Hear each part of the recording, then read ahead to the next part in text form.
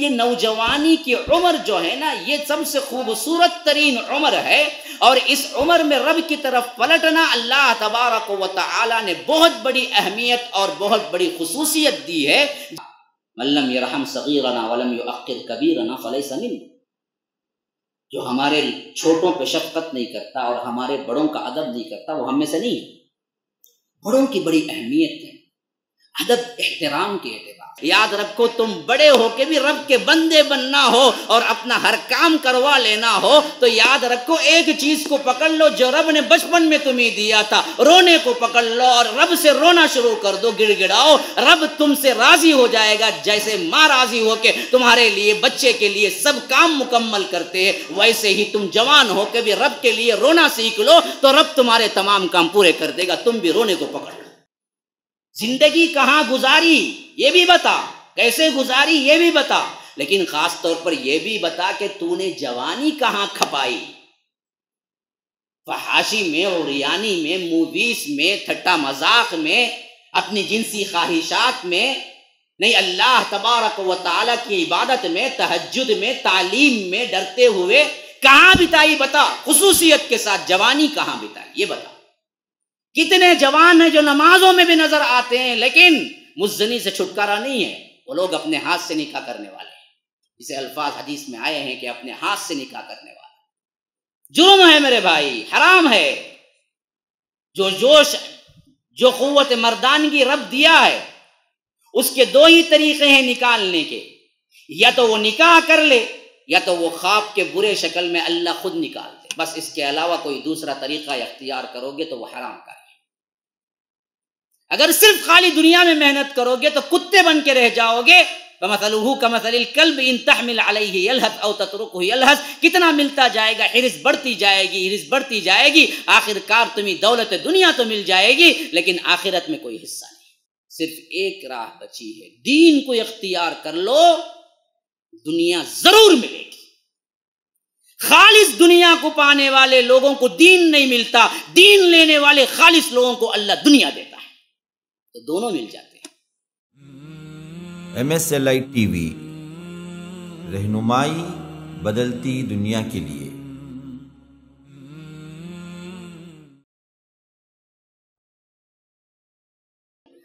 ان الحمد لله نحمده ونستعينه ونستغفره ونؤمن به ونتوكل عليه ونعوذ بالله من شرور انفسنا ومن سيئات اعمالنا، من يهده الله فلا مضل له ومن يضلل فلا هادي له، واشهد ان لا اله الا الله وحده لا شريك له، واشهد ان محمدا عبده ورسوله، اما بعد فان خير الحديث كتاب الله، وخير الهدي هدي محمد صلى الله عليه وسلم، وشر الامور محدثاتها وكل محدثة بدعة وكل بدعة ضلالة، وفي رواية وكل ضلالة في النار۔ فأعوذ بالله السميع العليم من الشيطان الرجيم من همزه ونفثه ونفخه، إذ أوى الفتية إلى الكهف فقالوا ربنا آتنا من لدنك رحمة وهيئ لنا من أمرنا رشدا۔ اللهم أرنا الحق حقا وارزقنا اتباعه، وأرنا الباطل باطلا وارزقنا اجتنابه۔ اللهم علمنا ما ينفعنا وانفعنا بما علمتنا وارزقنا علما۔ رب اشرح لي صدري ويسر لي أمري واحلل عقدة من لساني يفقه قولي۔ اس اللہ کے نام سے ابتدا جس کے ناموں کی کوئی انتہا ہی نہیں۔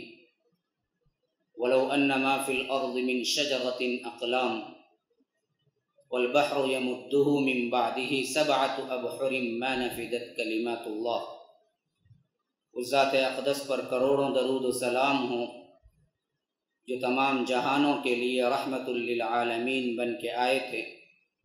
اللہم صلی علی محمد وعلی آل محمد كما صليت على إبراهيم وعلى آل إبراهيم إنك حميد مجيد، وبارك على محمد وعلى آل محمد كما باركت على إبراهيم وعلى آل إبراهيم إنك حميد مجيد۔ برادران اسلام، واجب الاحترام بزرگوں، دوستوں، عزیز ساتھیوں، لائق احترام ماؤں اور بہنوں، ابھی جو آیت میں نے آپ کے سامنے تلاوت کی ہے یہ سورۃ الکہف کی ابتدائی آیات میں سے ہے۔ اللہ تبارک و تعالی نے خاص طور پر ایک نوجوانوں کے گروہ کا تذکرہ سورہ کہف میں کیا ہے۔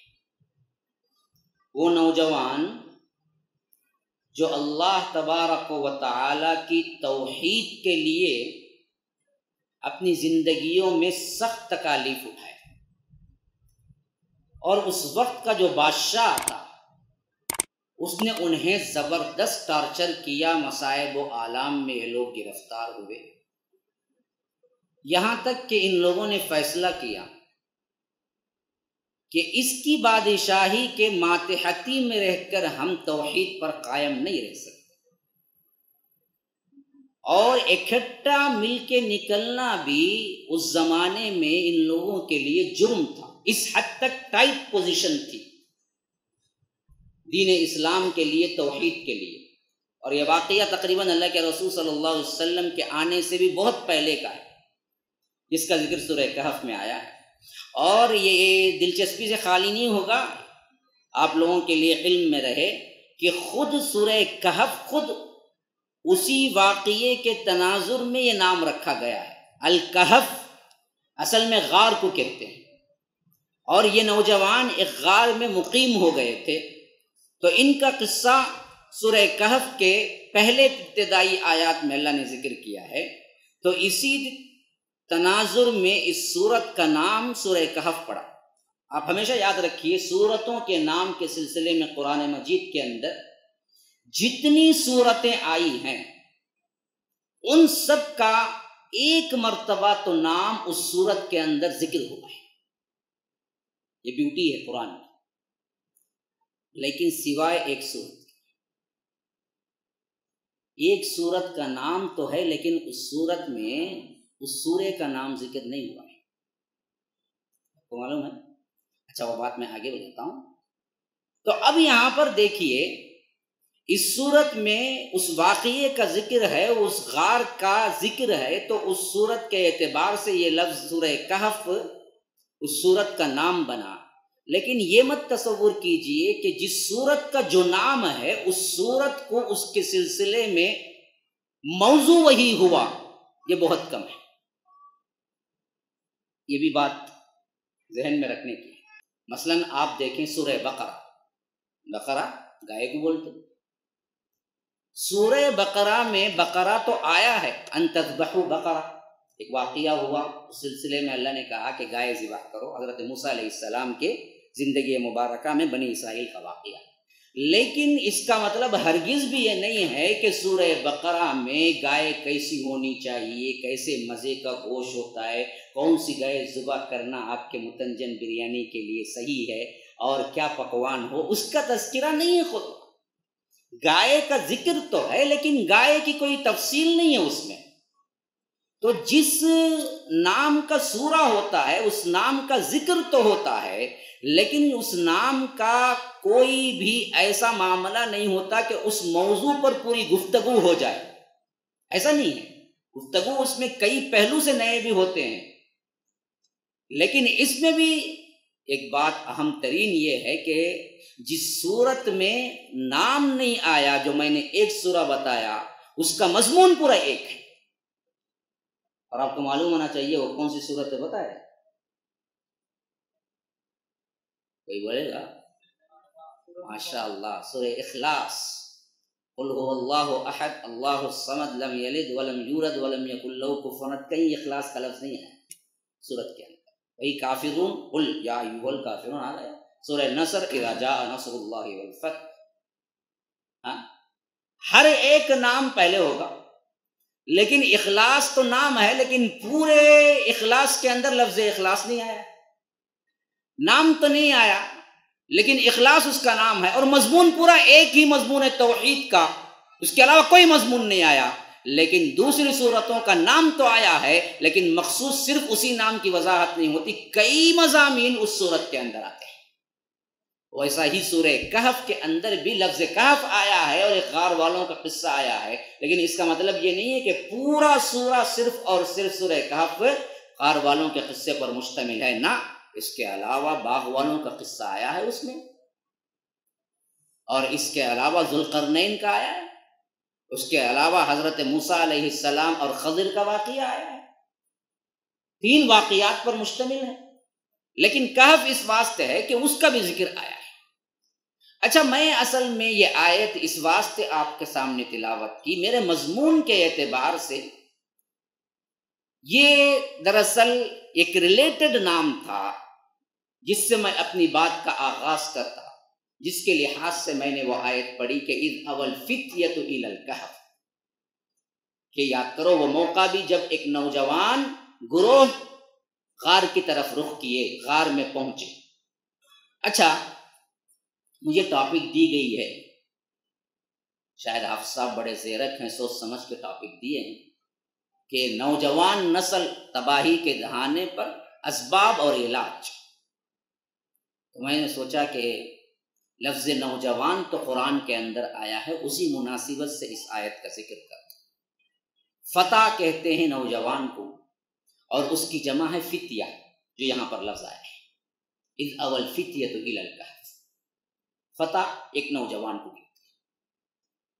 تو نوجوانوں کے گروہ کا ایک قصہ قرآن میں ذکر ہوا ہے، اور میری ٹاپک سے ریلیٹڈ بات یہی ہے کہ نوجوان بے راہ روی کا شکار آج کیوں ہے اسباب اور علاج میں۔ سب سے پہلا سوال میں آپ سے بڑے ہی کیا ادباً گزارش کرتا ہوں کہ آپ خود اپنے دل سے فیصلہ کیجئے، پہلا ٹکڑا جو ہے اس کو آپ مانتے ہیں نہیں مانتے؟ نوجوان نسل تباہی کے دہانے پر، کوئی اس کا انکاری بھی ہے کہ آج نوجوان نسل تباہی کے دہانے پر نہیں ہے؟ بولیے نا، بولیے نا بھائی، نوجوان اپنی برائی کرنا نہیں چاہتے کیا؟ آپ جیسے نوجوانوں کے لیے نہیں میرے بھائی، ڈرو مت، آپ اللہ والے بڑے مخلص لوگ ہیں، آپ کے لیے۔ لیکن حقیقت آج دنیا کے اندر کیا یہ نہیں ہے کہ نوجوان نسل تباہی کے دہانے پر ہے؟ اس بات میں کسی کو کوئی شک ہے؟ ہاں، بڑا تجربہ ہے جی، تم نام پورا سر ہلاتے ہیں، بالکل ہے، ریسرچ کر کے آئے، کسی کو بھی شک نہیں ہے۔ نوجوانی کی منزل میں جو بھی قدم رکھا ہے، جس سے بھی کیا ہے شعور اور تمیز کی عمر مل گئی ہے، اس میں میرے خیال سے سوائے پاگل کے علاوہ کوئی انکاری نہیں ہوگا کہ آج واقعتاً نوجوان نسل تباہی کے دہانے پر ہے۔ مانتے نہیں مانتے؟ سب مانتے ہیں۔ اب اس پر مجھے وضاحتیں کرنی نہیں ہے، لیکن کچھ خاص گناہ ہیں جن کو لوگ آج نوجوانی کی عمر میں گناہ نہیں سمجھتے، وہاں پر اشارے کروں گا۔ بقیہ تو بات بالکل روز روشن کی طرح آیا ہے کہ آج نسل انسانی میں خاص طور پر نوجوان بہت ہی آخری تباہی کے دہانے پہ کھڑے ہوئے ہیں۔ اس کے تفصیلات آپ کو نیوز میں، آپ کو اخبارات میں، آپ کو میڈیا میں سب کچھ آپ جانتے بوجھتے ہیں۔ اگر جانتے بوجھتے آنکھیں بند کر کے اپنی زندگی گزارتے ہیں تو یہ اس سے زیادہ تباہی ہے۔ تو اصل مضمون میرا جو ہوگا وہ اسباب اور علاج پر ہوگا۔ سوچنا تو یہ چاہیے کہ اسباب اور علاج کس پہ ہیں، کیا کرنا چاہیے۔ تباہی کے دہانے پر ہونے پر کوئی کسی کو اشکال نہیں ہے، لیکن مسئلہ یہ ہے کہ مجھے گفتگو کرنا اس واسطے اس پر بھی پڑ رہا ہے کہ بعض لوگ تباہی کے دہانے پر ہوتے ہوئے سمجھتے ہیں کہ ہم نے تباہی کی کوئی راہ اختیار نہیں کی ہے۔ یہ اصل میں کیا ہے، سب سے بڑا مغالطہ ہے، سب سے بڑا دھوکہ ہے ہمارا۔ تو اصل چیز جو ہے نوجوان نسل ایک حصہ ہو گیا، تباہی کے دہانے پر دوسرا حصہ ہو گیا، اسباب تیسرا حصہ ہو گیا، علاج چوتھا حصہ ہو گیا۔ تو میرے مضمون کے 4 نکات ہیں جن پر مجھے گفتگو کرنی ہے۔ اگر آپ اپنی سماعتوں کو یہاں پر لگائیں گے اور سن کے بتا دیں گے تو اللہ کے تبارک و تعالیٰ کے فضل و کرم سے میں آپ کو سنا کے بتلاؤں گا۔ سننے تیار ہیں؟ مضمون کیونکہ آپ کی ہے اور سامنے بیٹھے ہوئے لوگ بھی نوجوان ہی ہیں۔ اصل چیز جو ہے نا، لفظ نوجوان دیکھیے نا، اسلام نے کتنی اہمیت دی ہے ان کو، حالانکہ انسانی زندگی میں احترام کی نگاہ اللہ تبارک و تعالی نے بڑے عمر کو لوگوں کو دی ہے، ہاں، اور رسول نے بھی ادب و احترام کی نگاہ شریعت نے بڑوں کو دی ہے۔ وہ روایت جو بہت مشہور ہے، ہاں، من لم یرحم صغیرنا ولم یؤقر کبیرنا فلیس منا، جو ہمارے چھوٹوں پہ شفقت نہیں کرتا اور ہمارے بڑوں کا ادب نہیں کرتا وہ ہم میں سے نہیں ہے۔ بڑوں کی بڑی اہمیت ہے ادب احترام کے اعتبار سے، لیکن شرعی اعتبار سے ان کی عبادتوں کا اور ان کے لیے دین کی طرف مائل ہونے کے اعتبار سے جو درجہ نوجوانوں کو اسلام اور شریعت نے دیا ہے وہ دراصل ان سے بھی زیادہ اونچا ہے۔ بوڑھا کیا کرے گا؟ مسجد کی طرف تو آئے گا، اب تو سب شوق مٹ گئے، رہ کے بھی کیا کرے گا؟ انہیں کچھ بھی نہیں کر سکتا، یہی تو آنا پڑے گا اس کو۔ امنگوں، آرزوؤں اور سب سے زیادہ لذت دنیا کے اعتبار سے زندگی کے تمام ادوار میں خوبصورت ترین حصہ جوانی کا حصہ ہے، یاد رکھیے، خواہ وہ کالا کلوٹا کیوں نہ ہو، کالی کلوٹی کیوں نہ ہو، اس کی زندگی کا سب سے خوبصورت ترین حصہ اس کی جوانی کا حصہ ہے۔ پوری دنیا اس کے لیے مزین ہو کے سامنے آتی ہے، امنگ و آرزوؤں کا ایک الگ سلسلہ ہے جو اس کے دلوں کے اندر کیا ہے بالکل کھول کے سامنے آتا ہے۔ خوبصورت دکھنا، دکھانا، مزین کرنا اپنے آپ کو، کچھ کر کے دکھانے کا امنگ، آرزو، یہ تمام چیزیں کیا ہے نوجوانی کے منزل میں قدم رکھتے ہی اس کے جسم کے اندر جو تبدیلی ہوتی ہے وہ قدرت نے خود بخود رکھی ہے، اس کے لیے کسی الگ سے ادارے میں پڑھنے کی ضرورت نہیں ہے۔ اللہ تبارک و تعالی نے جنسی اعتبار سے، سیکس کے اعتبار سے مرد کو کیا دینا ہے، عورت کو کیا دینا ہے، قدرتی انتظام کے طرف سے اس کی طرف باقاعدہ طور پر رہنمائی کرتا ہے۔ کسی کالج میں جا کے ڈگری لینے کی ضرورت نہیں ہے، وہ منزل پہ پہنچتا ہے، جوانی کی منزل میں قدم رکھتا ہے تو قدرت اس کو گائیڈ کرتی ہے۔ رب العالمین قدرتی نظام ہی ایسا بنایا ہے کہ اس کی جنسی گائیڈنس جو ہونی چاہیے وہ خود اللہ انتظام کرتا ہے اور خواب کی شکل میں اسے بتاتا ہے، اور ماں بنتی ہے تو اسے حیض کی شکل میں اسے بتاتا ہے کہ تو اب بڑی ہو چکی ہے، تو اب بڑا ہو چکا ہے، اور خود زندگی کے ادوار کی حیثیت سے اسے محسوس ہونے لگتا ہے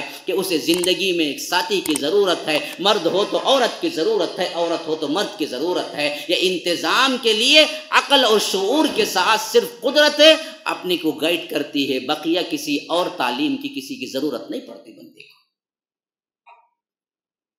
جیسے بچہ ماں کے پیٹ سے پیدا ہوتا ہے تو دودھ پینا کیسے ہے قدرت اس کو سکھاتی ہے، اسے سکھانے کی ضرورت نہیں پڑتی، وہ نہ چاب سکتا ہے، نہ نگل سکتا ہے، نہ کوئی کھا سکتا ہے، اس کو صرف دودھ کے لیے کیا کرنا ہے، صرف اتنا ایک ہی چیز رب دے کے بھیجتا ہے جب تک کہ اس کو دانت نہیں آتے، اور جب دانت آتے ہیں تو بولنا بھی سکھا دیتا ہے، کیونکہ اب دودھ سے غذا مکمل نہیں ہوگی، اب وہ ٹھوس غذا کھانے کے قابل ہو گیا ہے، تو وہ منگ کے بسکٹ کھانا ہے تو اس کے لیے زبان بھی چاہیے، دانت بھی چاہیے، تو ایسا بولنا بھی سکھاتا ہے، دانت بھی دے دیتا ہے۔ جس منزل پہ اسے بولنے کی ضرورت نہیں ہے اور جس منزل پہ اسے دان کی بھی ضرورت نہیں ہے، اس منزل پہ 1.5 سال سے 1 سال سے کم از کم آپ کو وہ مرحلہ جو 1 مہینے 1 دن سے لے کر 9 ماہ یا 10 ماہ یا 1.5 سال یا 2 سال پورے کرتا ہے، اس میں اس کے لیے کوئی اور چیز نہیں سوائے ایک چیز دیتا ہے رب، وہ رونا ہے۔ ہر چیز وہ منوا لیتا ہے ماں سے، صرف ایک چیز استعمال کر کے، وہ رونا ہے۔ کھانے کے لیے بھی روتا ہے، پیشاب کے لیے بھی روتا ہے، پاخانے کے لیے بھی روتا ہے، ہر چیز کے لیے صرف ایک ہی سکھاتا ہے رب، رونا ہے۔ وہی ایک رونے سے وہ اپنے تمام کام پورے کر لیتا ہے، اور دودھ پینا سکھاتا ہے، اسی ایک چیز سے وہ اپنے تمام کام پورے کر لیتا ہے۔ یاد رکھو تم بڑے ہو کے بھی رب کے بندے بننا ہو اور اپنا ہر کام کروا لینا ہو تو یاد رکھو ایک چیز کو پکڑ لو جو رب نے بچپن میں تمہیں دیا تھا، رونے کو پکڑ لو اور رب سے رونا شروع کر دو، گڑ گڑاؤ، رب تم سے راضی ہو جائے گا۔ جیسے ماں راضی ہو کے تمہارے لیے، بچے کے لیے سب کام مکمل کرتے ہیں، ویسے ہی تم جوان ہو کے بھی رب کے لیے رونا سیکھ لو تو رب تمہارے تمام کام پورے کر دے گا۔ تم بھی رونے کو پکڑ لو، ایک چیز پکڑ لو، رو، گڑ گڑاؤ، وَيَخِرُّونَ لِلْأَذْقَانِ سُجَّدًا وَيَقُولُونَ سُبْحَانَ رَبِّنَا إِنْ كَانَ وَعْدُ رَبِّنَا لَمَفْعُولًا وَيَخِرُّونَ لِلْأَذْقَانِ يَبْكُونَ وَيَزِيدُهُمْ خُشُوعًا. یہ وہ بندے ہوتے ہیں جو اپنے کیا ہیں سروں کے بل تڑوریوں کے بل اپنے سجدوں کے بل سجدوں میں گر کے رونے لگتے ہیں. یہ اللہ کے بندے وہ ہیں جو اللہ کو منا لیتے ہیں. ماں کو منانے کے لیے ایک رونا بچے کے لیے کافی تھا، رب کو منانے کے لیے بھی ایک رونا کافی ہے. اگر تم رو کے گڑ گڑا کے کیا ہے رب سے مانگنے لگو، رونا تم کو آ جائے تو یاد رکھو تم نے بیڑا پار کر لیا، رب کے پاس سے تم کامیاب ہو گئے. اصل مسئلہ یہ ہے کہ ہم کو رونا نہیں آتا. جاؤ سوچو اپنی زندگیوں میں رب کے ڈر سے اس سے پہلے کب آنسو بہائے تھے؟ خالی صرف رب کے ڈر سے کب رویا تھا؟ کتنے سال ہو گئے، کتنے دن ہو گئے، کتنے ماہ ہو گئے، کتنی راتیں گزر گئی جس میں صرف تم رب کے ڈر سے رویا ہو. معمولی چیزوں کے لیے روتے ہو، دنیا کے لیے روتے ہو، بیوی بچوں کے لیے روتے ہو، خود کو بخار آ گئی روتے ہو، بیمار پڑ گئے روتے ہو، بزنس میں نقصان ہو گیا روتے ہو. لیکن اللہ کے لیے تم نے کب رویا ہے؟ کبھی آپ کیا ہیں اندازہ کر کے دیکھیں. خیر یہ ضمناً ایک بات آ گئی، میرے موضوع کی نہیں تھی، میں نے بتا دیا بس ذہن میں آ گئی. تو بتانے کا مقصود یہ تھا کہ یہ نوجوانی کی عمر جو ہے نا یہ سب سے خوبصورت ترین عمر ہے، اور اس عمر میں رب کی طرف پلٹنا اللہ تبارک و تعالی نے بہت بڑی اہمیت اور بہت بڑی خصوصیت دی ہے. جیسے کہ یہاں پر خاص طور پر ذکر کیا ہے کہ چند نوجوان توحید کے لیے فضا کو سازگار نہیں دیکھے تو اپنے حاکم سے لڑنا قبول کر لیا اور تن بتقدیر نکل پڑے اور چھپ چھپاتے ایک غار میں پہنچے تاکہ وہ اللہ کی وحدانیت پر قائم رہ سکیں. یہاں تک کہ اللہ نے انہیں آنے والے قیامت تک کے لوگوں کے لیے نشانی بنا دیا اور انہیں اسی غار میں سلا دیا. اور وَلَبِثُوا فِي كَهْفِهِمْ 300 سِنِينَ وَازْدَادُوا 9 کہ پورے 309 سال تک وہ مرے پڑے رہے، سوئے رہے. پھر اللہ نے ان کو اٹھایا. تو اس واقعے کے اندر نوجوان اپنی نوجوانی میں توحید کی خاطر مصائب و آلام اٹھا کر جد و جہد کر کے اللہ کو راضی کرنے کے لیے جو گروہ نکلا وہ اتنا معزز بنا کہ باوجود انبیاء کے نہ ہونے کے بھی اللہ نے ان کا تذکرہ قرآن میں کیا، جو کہ قیامت تک کے لیے ہدایت کی کتاب ہے.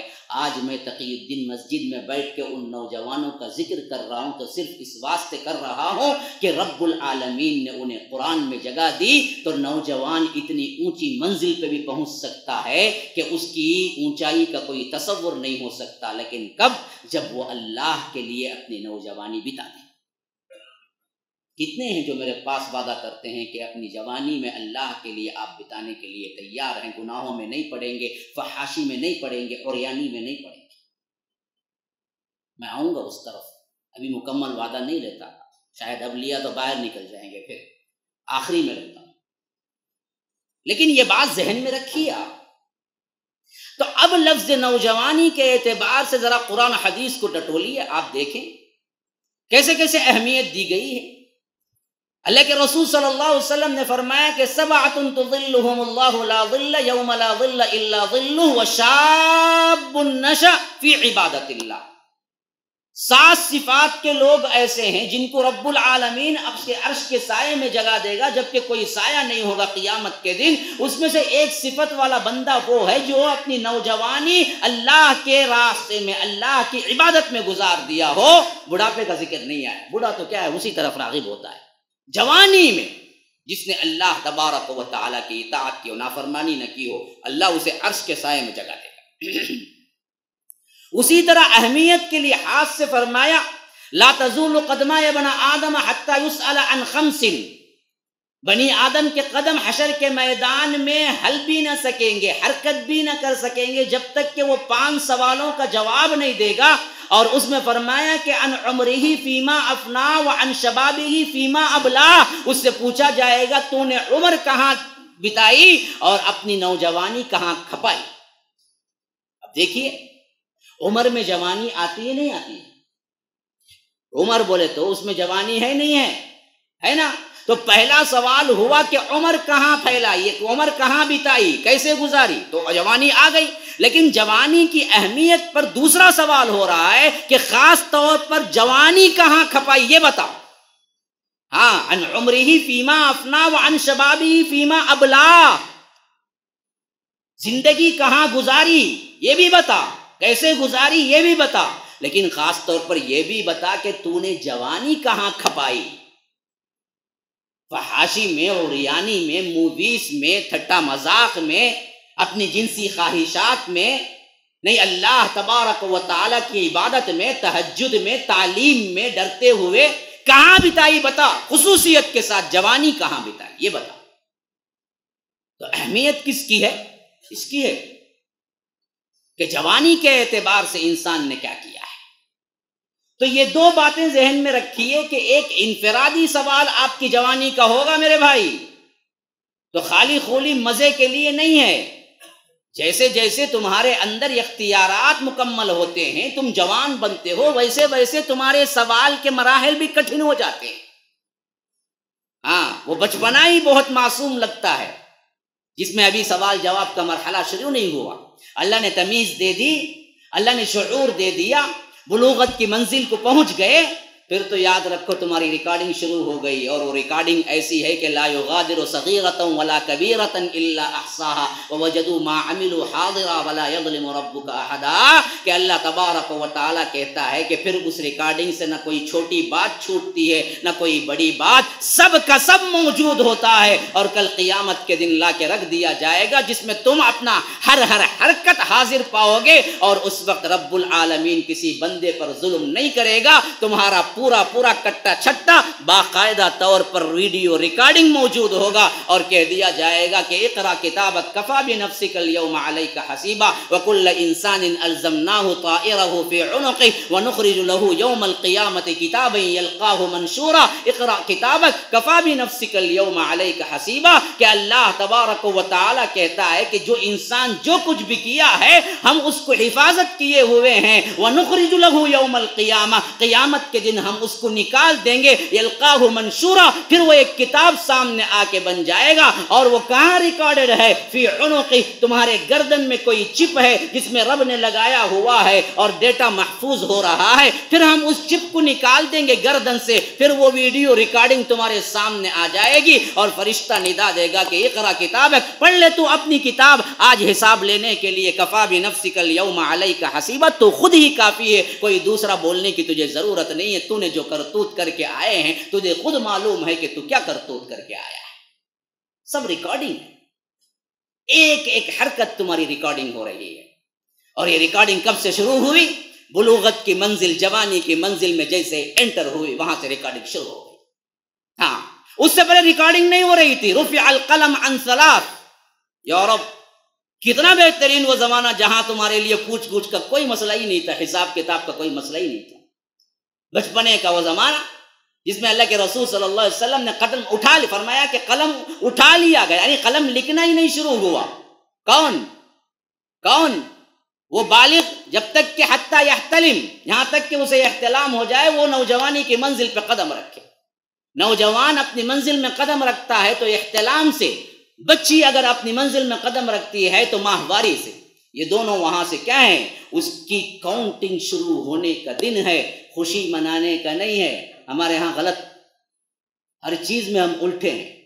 ہاں، بچی بڑی ہوگی ہے تو کاچ کتے، ہمارے ہاں تو بہت ہے وہ رسم، پتہ نہیں یہاں ہے یا نہیں، پتہ نہیں، بڑی ہونے کی ایک رسم، پورے لوگوں کو اطلاع، لفنگوں وغیرہ کو، دیکھو یہاں جوان بچی ہے، نظریں مارتے رہو، لا حول ولا قوت، کتنا بدتہذیب قسم کے رسم۔ سب کزنس وغیرہ کو سب کو بلاؤ، کھانے کھلاؤ، بتاؤ کہ آج میرے گھر میں بچی بڑی ہو گئی ہے، آج سے تمہارے لیے جنسی سامان موجود ہے، آتے جاتے رہو، لا حول ولا قوت۔ یہ کوئی بولنے کی بات ہے؟ ہاں؟ یہ تو ڈرانے کی بات ہے، سمجھانے کی بات ہے، ماں باپ کی ذمہ داری کی بات ہے کہ بلا کے کہیں کہ بیٹا آج سے تیری کاؤنٹنگ شروع، جو ہوا سو ہوا، اب تک ریکارڈ نہیں ہو رہا تھا تیرا، آج سے ریکارڈ شروع ہو رہا ہے۔ اب اس کے بعد تیرا ہر عمل نوٹڈ ہے، اچھا کرو گی تو اچھا، برا کرو گی تو بدلہ ملے گا۔ تو یاد رکھو آج کے بعد کی زندگی تمہیں پھونک پھونک کے رکھنا ہے۔ مجھے بتاؤ کون سے والدین ہیں جب ان کے بچے بڑے ہوئے تو بلا کر انہوں نے یہ نصیحت کی؟ بتاؤ کوئی ایک بندہ اٹھ کے بتایا کہ میں نے اپنی بچی کو ایسا کیا تھا؟ نہ، نہیں، پتہ بھی نہیں ہے کہ کرنا کیا ہے۔ اسباب اور علاج میں لکھ لیجیے، علاج یہ بھی ایک ہے نوجوانوں کی بربادی۔ نوجوان ہوتے وقت احساس دلائیں کہ بیٹا اب تو جوان ہے، تیری کاؤنٹنگ شروع ہو چکی ہے، اب ڈر، میں ہوں نہ ہوں، جھوٹ نہ بول، میں دیکھوں نہ دیکھوں، تو برائی نہ کر، کیونکہ میرا کچھ نہیں ہے، تیرا رب تجھے دیکھ رہا ہے اور تیرا رب تجھ سے سوال کرنے والا ہے، اور تیری ایک ایک حرکت نوٹڈ ہے، ریکارڈڈ ہے۔ تو باتھ روم میں چھپ کے کر یا میرے نظروں سے اوجل ہو کے کر، ہر برائی نوٹڈ ہو رہی ہے، اور وہ ریکارڈنگ بھی صرف آڈیو نہیں ہے، ویڈیو ریکارڈنگ ہو رہی ہے۔ جاب کرنے والوں کو معلوم ہے کہ جب ان کے مینیجر اور ان کے باس وغیرہ ان کو کیا ہے سی سی ٹی وی کیمرہ کے ماتحتی میں بٹھا دیتے ہیں تو یہ لوگ چائے پینے بھی ڈرتے ہیں کہ باس دیکھ رہا ہے، کیمرہ لگ رہا ہے۔ ارے بندو، اللہ کا تبارک و تعالیٰ کا ڈر اختیار کرو، اس کی طرف سے ڈائریکٹ خدا اللہ دیکھ رہا ہے، اور ساتھ میں دو لوگ، دو فرشتے دیکھ رہے ہیں، 3 اسپائس کیمرے تمہیں لگے ہوئے ہیں۔ تم کہاں بھی کرو، گھر کے اندر کرو، خلوت میں کرو، بالکل گوشے میں کرو، اندھیرے میں کرو، غاروں میں کرو، رات میں کرو، اللہ تبارک و تعالیٰ بھی دیکھ رہا ہے، ساتھ میں 2 فرشتے بھی دیکھ رہے ہیں۔ تو یہ جوانی کی منزل میں قدم رکھتا ہے بندہ اس کے ذریعے سے۔ تو جیسے ہی اس کے ساتھ اس کی قوت اللہ دیتا ہے، سوال کا مرحلہ سخت ہو جاتا ہے میرے بھائی۔ اور آج نوجوانوں کی تباہی کی جو اسباب ہیں، دہانے پر تو سب ہیں، اسباب میں سے پہلا سبب میں بتلا دوں آپ کو، جہاں تک میں نے سوچا ہے مجھے ایک ہی سبب نظر آیا، سب سے بڑا سبب ہے بے مقصد زندگی۔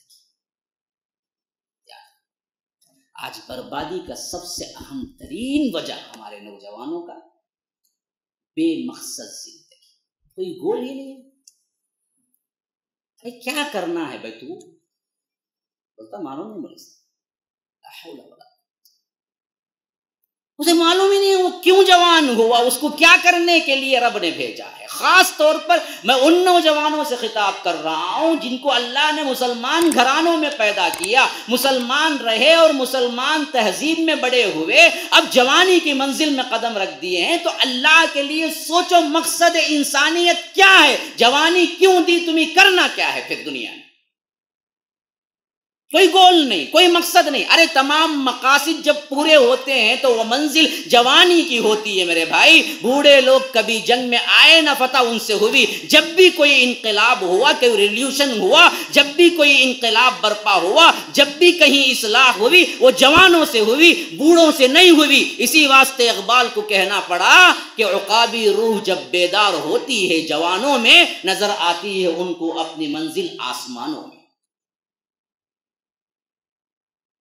جنہوں نے تقدیر کا دھارا پلٹا، جنہوں نے تدبیر سے سمندر کے ہواؤں کو تبدیل کر دیا، سمندر کے موجوں کو کیا ہے تبدیل کر کے اسلام کا پیغام آگے پہنچایا، ان سب لوگوں میں جوان ہیں، بوڑھاپے کے کوئی نہیں ہے۔ وہ تو جوان تھے نا۔ طارق بن زیاد نے اسپین میں اپنے کشتیوں کو اتار کر جب سمندر پار کر کے گئے تو اپنے سپاہیوں کو حکم دیا کہ جو کشتیاں ہیں ان کی جلا کے راکھ کر دو، تاکہ میرے جوانوں کے اندر یہ خیال ہی نہ رہے کہ ہمیں شکست کھا کے بازو پھر بھاگنا پڑے گا۔ نہ، بھاگنے کا کوئی تصور نہیں ہے، کیونکہ بھاگنے کے لیے کشتی چاہیے، کیونکہ دریا حائل ہے، دریا کو پار کرنے کے لیے کشتی چاہیے۔ اور طارق بن زیاد نے یہ حکم دیا کہ کشتیوں کو جلا دو، دریا کے اس پار چلو، آگ لگا دو کشتی میں، کیونکہ واپسی کا تصور ہی ختم کر دو۔ وہ کون تھا؟ وہ طارق بن زیاد تھا، جو جوان تھا۔ کوئی بوڑھا یہ حکم نہیں دے سکتا اپنے سپاہی کو، یہ صرف جوان ہی کر سکتا ہے کام۔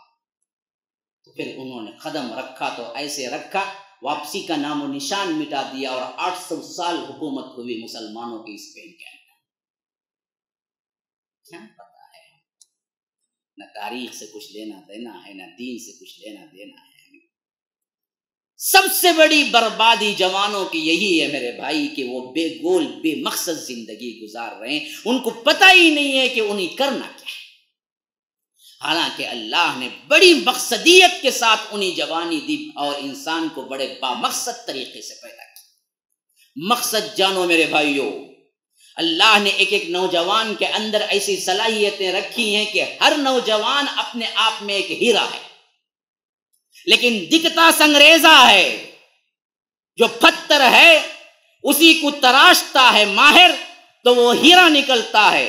ویسے ہی یہ سب نوجوان جو بیٹھے ہوئے اپنے آپ کو پتھر سمجھ رہے ہیں، اللہ کی قسم دوبارہ اور سہبارہ اللہ کی قسم کھا کے کہتا ہوں، یہ پتھر نہیں ہے، یہ پورے ہیرے ہیں، بس تراشنا باقی ہے۔ ہم نے تراشنا چھوڑ دیا تو ہمارے نوجوان ہیروں سے نکل کے پتھر بن گئے۔ اگر ان کو بلاؤ پھر تراشو تربیت دو تو یہ سب کے سب ہیرے ہیں، یہ سنگریزے نہیں ہیں۔ اللہ نے ان کو بڑی قوتوں سے نوازا ہے۔ جس قوم کے نوجوان بن گئے وہ قوم بن گئی، جس قوم کے نوجوان بگڑ گئے وہ قوم بگڑ گئی۔ پوری قوم کا کیپٹل سرمایہ اصل جوان ہے، جوانوں سے بنتی ہے۔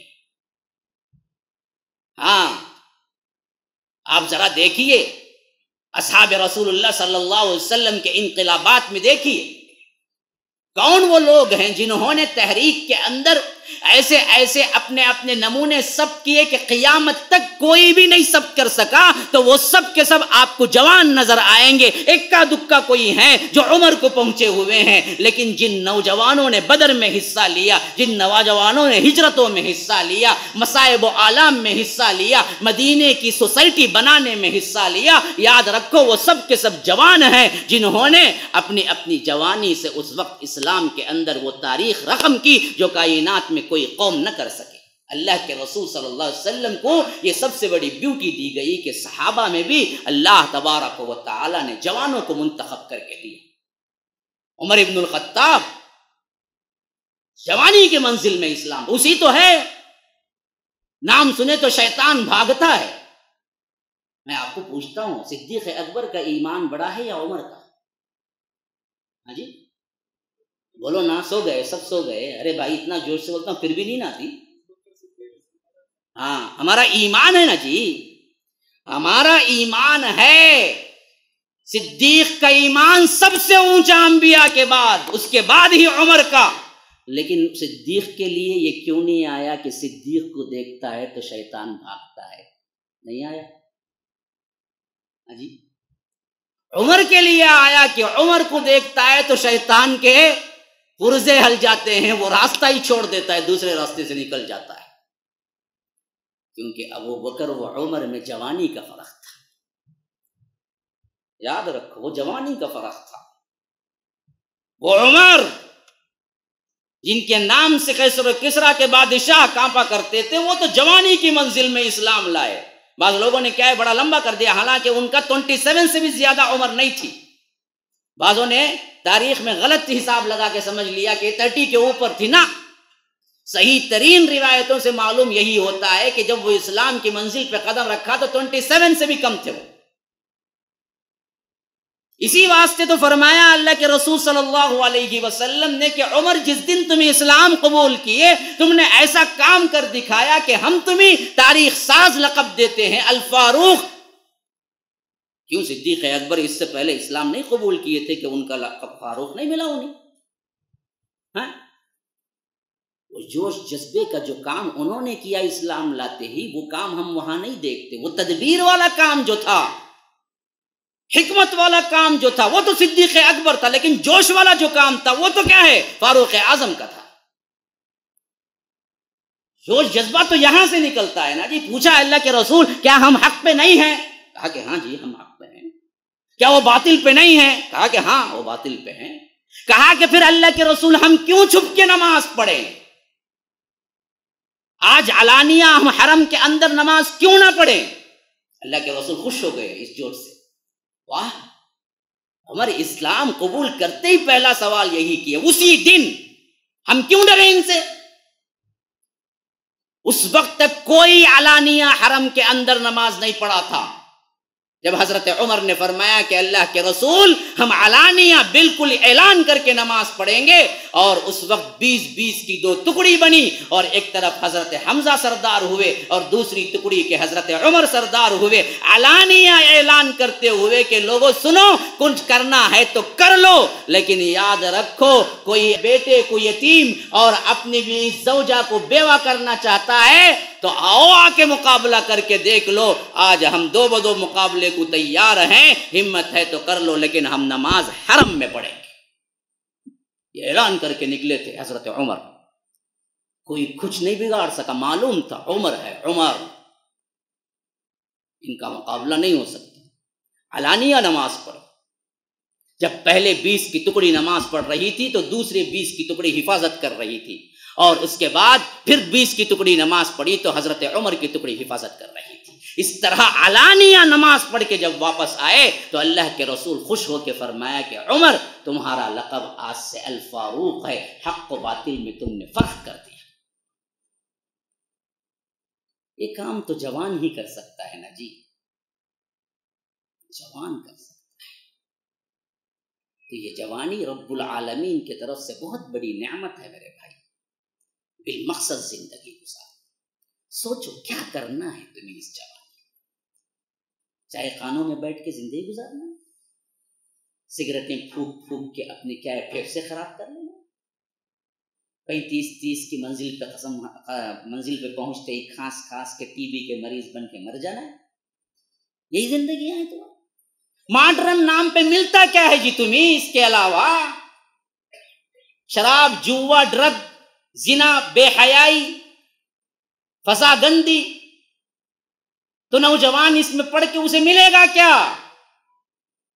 30-35-40 کی عمر میں ٹی بی، کینسر، گردے پھیریے، ڈیالسس پہ مر گیا پھر بندہ 40-45. یہی زندگی ہے. اسی کے لیے اللہ نے جوانی دی ہے تمہاری. ماڈرنزم پہ ملتا تمہیں کیا ہے پھر بتاؤ نا میرے بھائی. تم سوچتے ہو کہ جوانی ہے جی، موج مستی کے دن ہیں جی، انجوائے لائف ہے جی. میں پوچھتا ہوں تم ان انجوائے لائف کے جتنے طریقے ہیں برملا جاؤ، لیکن اللہ کی قسم مجھے یہ بتا کے جاؤ کہ تمہیں اس کے عوض ملا کیا؟ کچھ نہیں ملا. دنیا بھی برباد ہو گئی، آخرت بھی برباد ہو گئی. تو پھر کیوں یہ راستے اپناتے ہو میرے بھائی؟ اللہ کے لیے سمجھو، ہم تمہارے خیر خواہ ہیں، بدخواہ نہیں ہیں. ہمارے دل میں درد دل ہے، اسی بات سے تو بات کر رہے ہیں. تمہاری اچھائی مطلوب ہے. اور ان تمام بدبخت جو سنہرے خواب تمہیں بتاتے ہیں میڈیا کے ذریعے، فحاشی، اوریانی اور دوسرے آسائش تمہیں فراہم کرنے کے دعوے کرتے ہیں، اللہ کی قسم وہ سب کے سب تمہارے بدخواہ ہیں. اللہ کے لیے ان برائیوں سے بچو. نوجوانی میں منزل متعین کرو. منزل مجھے کرنا کیا ہے؟ یوں سمجھو کہ اللہ نے یہ گفٹ دیا ہے، اور برف جس طرح پگھلتا ہے اس طرح تمہاری زندگی پگھل رہی ہے. بہت جلد یہ ختم ہو جائے گی. پھر اس کے بعد تم کاش کاش کہتے رہ جاؤ گے، رونا روتے رہ جاؤ گے. یہ جوانی پھر پلٹ کے آنے والی نہیں ہے. جتنے لوگ ہیں جو جوانی میں غلط قدم اٹھانے کے بعد پورا بڑھاپا رو کے گزارا، لیکن آئی تو نہیں پلٹ کے واپس گئے. جوانی کے برائی کے کرتوت نے ان لوگوں کو مار دیا. کئی ہیں ایسے جنہوں نے غلط راہوں پہ قدم رکھا تو ان کا بالکل اختتام بہت بڑی بری موت پہ ہوا، خودکشی کر کے مرے. اگر جوانی کی بے راہ رویوں پر تمہارے لیے امن ہے، سکون ہے، تو پھر تو میں ایک بہت بڑا سوال قیامت تک کے لیے تم سب سے کر رہا ہوں جوانوں. پھر یہ فلم ایکٹر، سنی فیلڈ کے لوگ خودکشی کر کے مرتے کیوں ہیں؟ بتاؤ کوئی عالم کبھی خودکشی کر کے مرا ہے؟ جس سکون کی تلاش میں کوئی ڈرگسٹ ڈرگ لیتا ہے، جس سکون کی تلاش میں کوئی نوجوان شرابی بنتا ہے، جس سکون کی تلاش میں کوئی نوجوان سگریٹیں پھونک پھونک کے اپنے پھیپھڑے خراب کرتا ہے، جس سکون کی تلاش میں زنا کر کر کے انسان برباد ہوتا ہے، جس سکون کی تلاش میں مزنی کر کر کے اپنا پورا بدن خراب کر لیتا ہے، جس سکون کی تلاش میں انسان جوے بازی کرتا ہے، اگر یہ سکون ہے تو پھر سنی ایکٹرز خودکشی کر کے مرتے کیوں ہیں؟ سب سے زیادہ خودکشی کی شرح سنی ایکٹرز میں ہے. ان کو تو پوری چیز تھی، پیسہ تھا، نام تھا، کاریں تھی، عیش و آرام تھا، زنا تھا، فحاشی تھی، عریانی تھی، ان کے فحش کردار پہ انہیں کروڑوں کا پیسہ ملتا تھا، سب کچھ تو تھا، آخر وہ کیا کمی تھی جس کی وجہ سے خودکشی ابھی قریب میں حال میں ایک بندہ خودکشی کر کے مرا.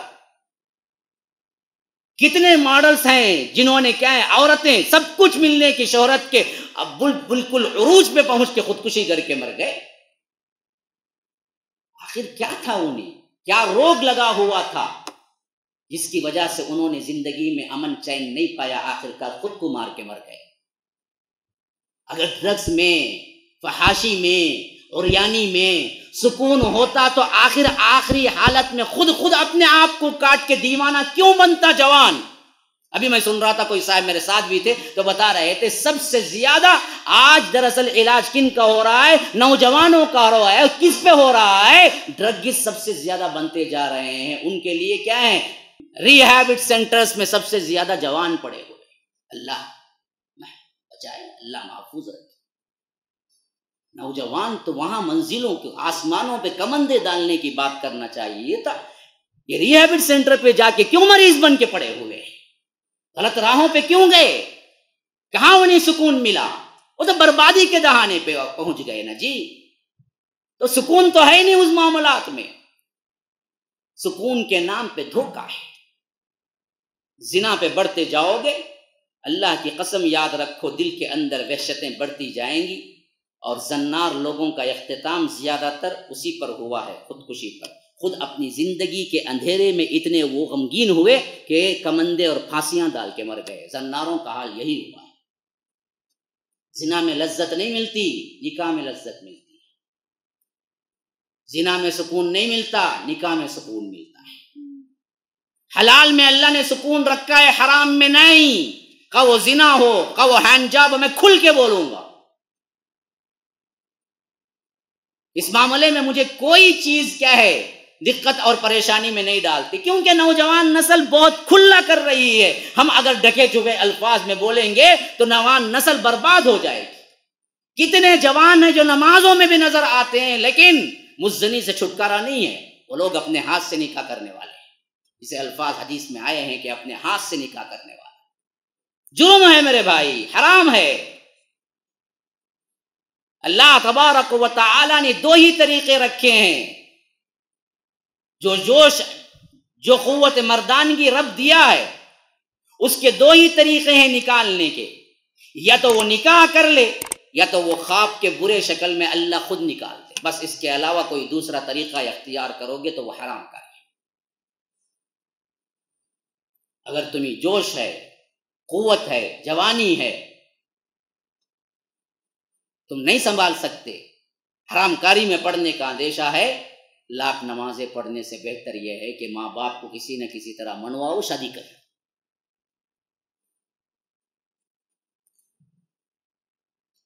حرام سے بچو. اور ماں باپ سے میں ہاتھ جوڑ کے ریکویسٹ کرتا ہوں اللہ کے لیے، ان بچوں کو جو آ کے خود کہہ دیتے ہیں کہ ابا مجھے شادی کر دو، چھوٹا بچہ ہے، ابھی جوانی ہے، کیا رے تو بول رہا ہے، اس واسطے مت چھوڑو.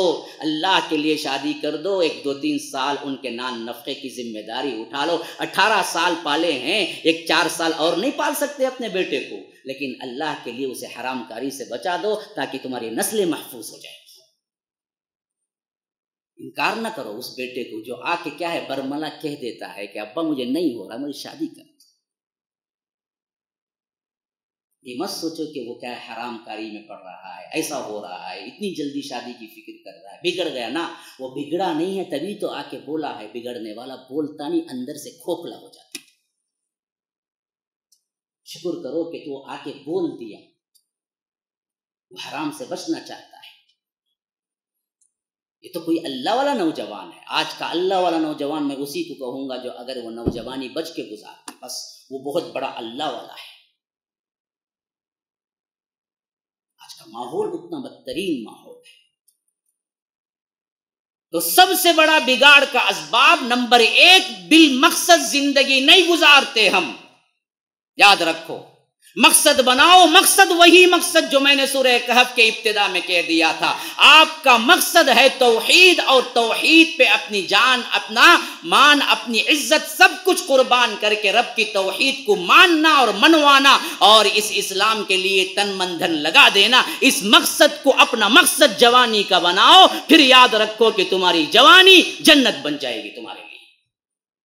یہی تو تھا صحابہ کا معاملہ. ہاں، عبد الرحمن بن عوف نہیں کہہ رہے ہیں، وہ روایت بہت مشہور ہے غزوہ بدر کی. کہتے ہیں کہ میں کھڑا ہوا تھا تو میں نے یوں دیکھا دائیں طرف تو ایک جوان، پھر میں نے یوں دیکھا بائیں طرف تو ایک جوان.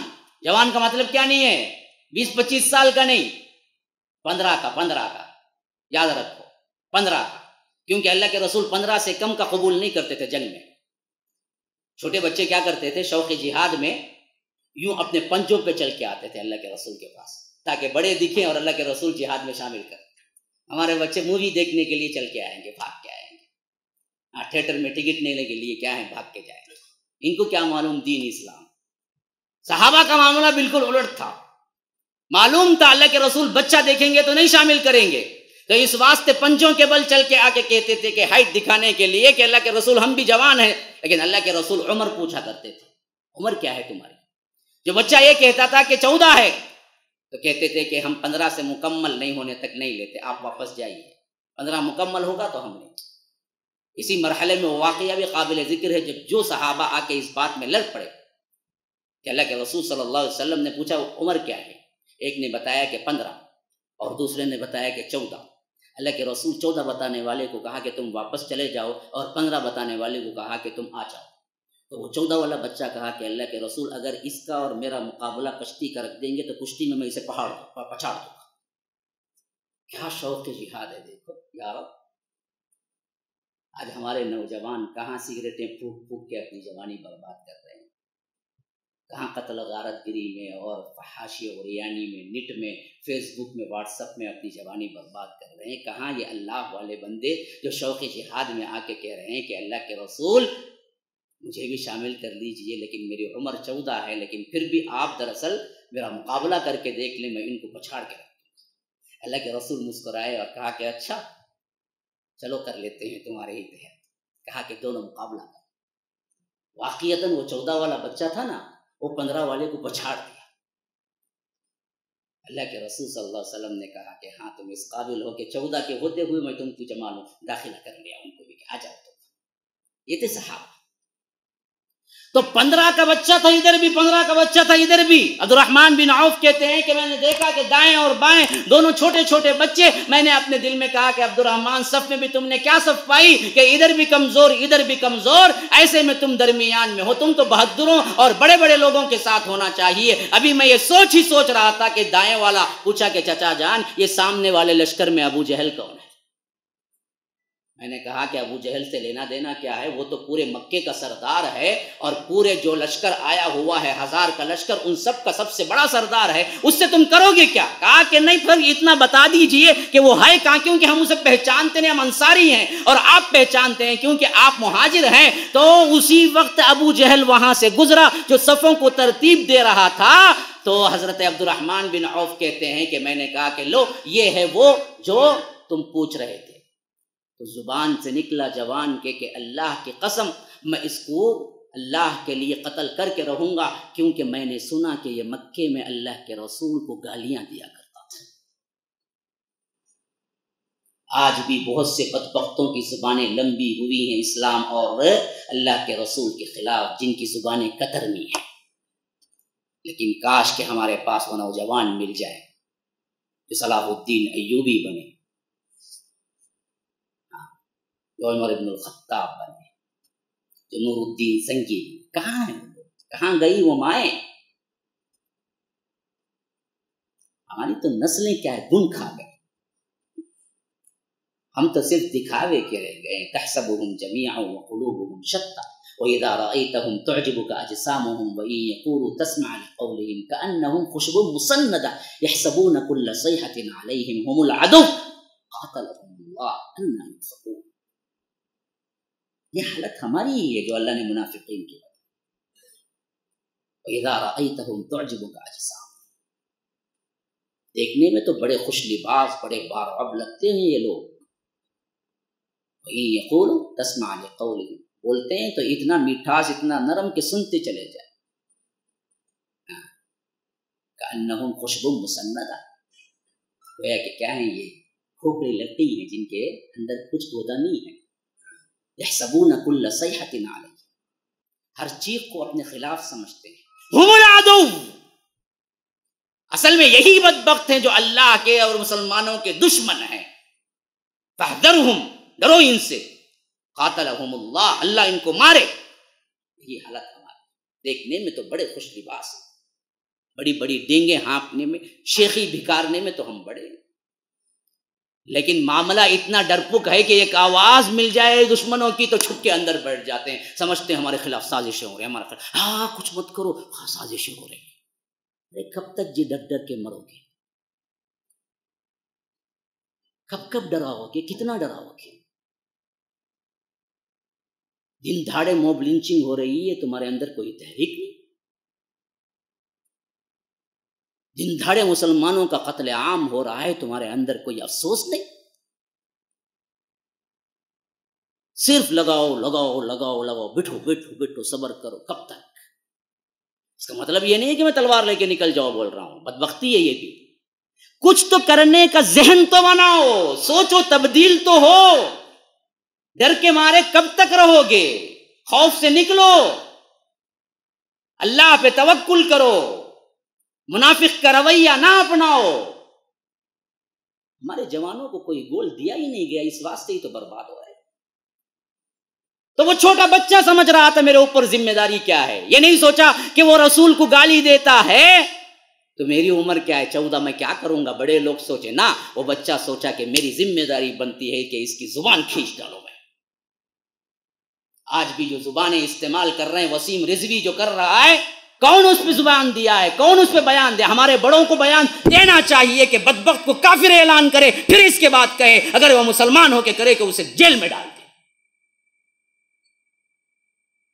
کس کو یہ ہمت ہوئی کہ بدبخت مسلمان کا نام رکھتا ہے اور مسلمان کے خلاف بھونکتا ہے؟ یہ کتے کو اندر ہونا چاہیے، یا تو اعلان کرنا چاہیے کہ یہ بدبخت مسلمان نہیں ہے. ہمارے بڑوں نے زبانیں بند رکھی ہوئی ہیں، بولتے کیوں نہیں؟ اللہ کے پاس جانا نہیں ہے، سوال کرنا نہیں ہے؟ کب تک جی ڈرو گے؟ میں بولتا ہوں تو چپتا ہوں لوگوں، میں کیا کروں بھائی؟ خاموش تو نہیں رہ سکتے. بولنا ہے تو بولنا ہی ہے.